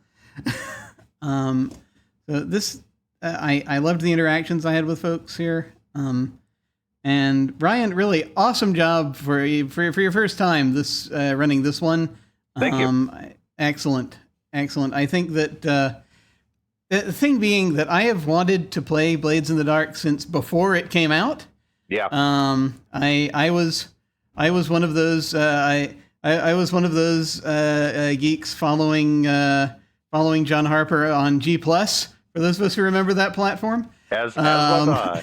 And Yeah. just kind of interacting with him a tiny bit over certain things, and just being. And I remember saying in some group or other, it's like, if he's finally, I need to look at Blades in the Dark. What's with the work that's been coming out on Blades in the Dark, because because the a heist is in RPGs is an incredibly tough nut to crack, and I would love to. And it sounds like he's pulled it off. John Harper, I think, then replied, well, "It wasn't easy," and it's I can now very, very much affirm, yes, absolutely. And I've played other Forged in the Dark stuff before, but playing Blades in the Dark, I get it now. And I really appreciate having had this opportunity to play this. This was so good. Everyone was so good. And I loved the story we all put together, and we were able to weave together and just make this whole thing, this whole setting shine for us. And it was just so much fun. So thank you all for that. Much love to everyone. I could ramble on forever, as is my wont, but I shall curb myself, as it's nearly midnight. So I'm Jim, usually. You can find me at OtherDoc on Twitch, YouTube, and most social media platforms. Wherever I'm not OtherDoc, I'm Jim Yes That Jim. My website is jimyesthatjim.com, where you can find my Geek Observation podcast and links to my various other podcasts, audio dramas, writings, and such. Down below here on Twitch, you can access my website, social media links, YouTube channel, and various other things. Now, yes, normally on Sundays, we have Alas for the Angry Void that I run those afternoons. We have this thing called Mother's Day, though, happening in the U.S. On Sunday. And so folks are going to be busy, so we're not going to be doing it this Sunday. But we're going to try again on the 19th. We're trying to get off the planet that we're on. Hopefully we'll make it off the planet. We will see. Maybe. Maybe. Yeah.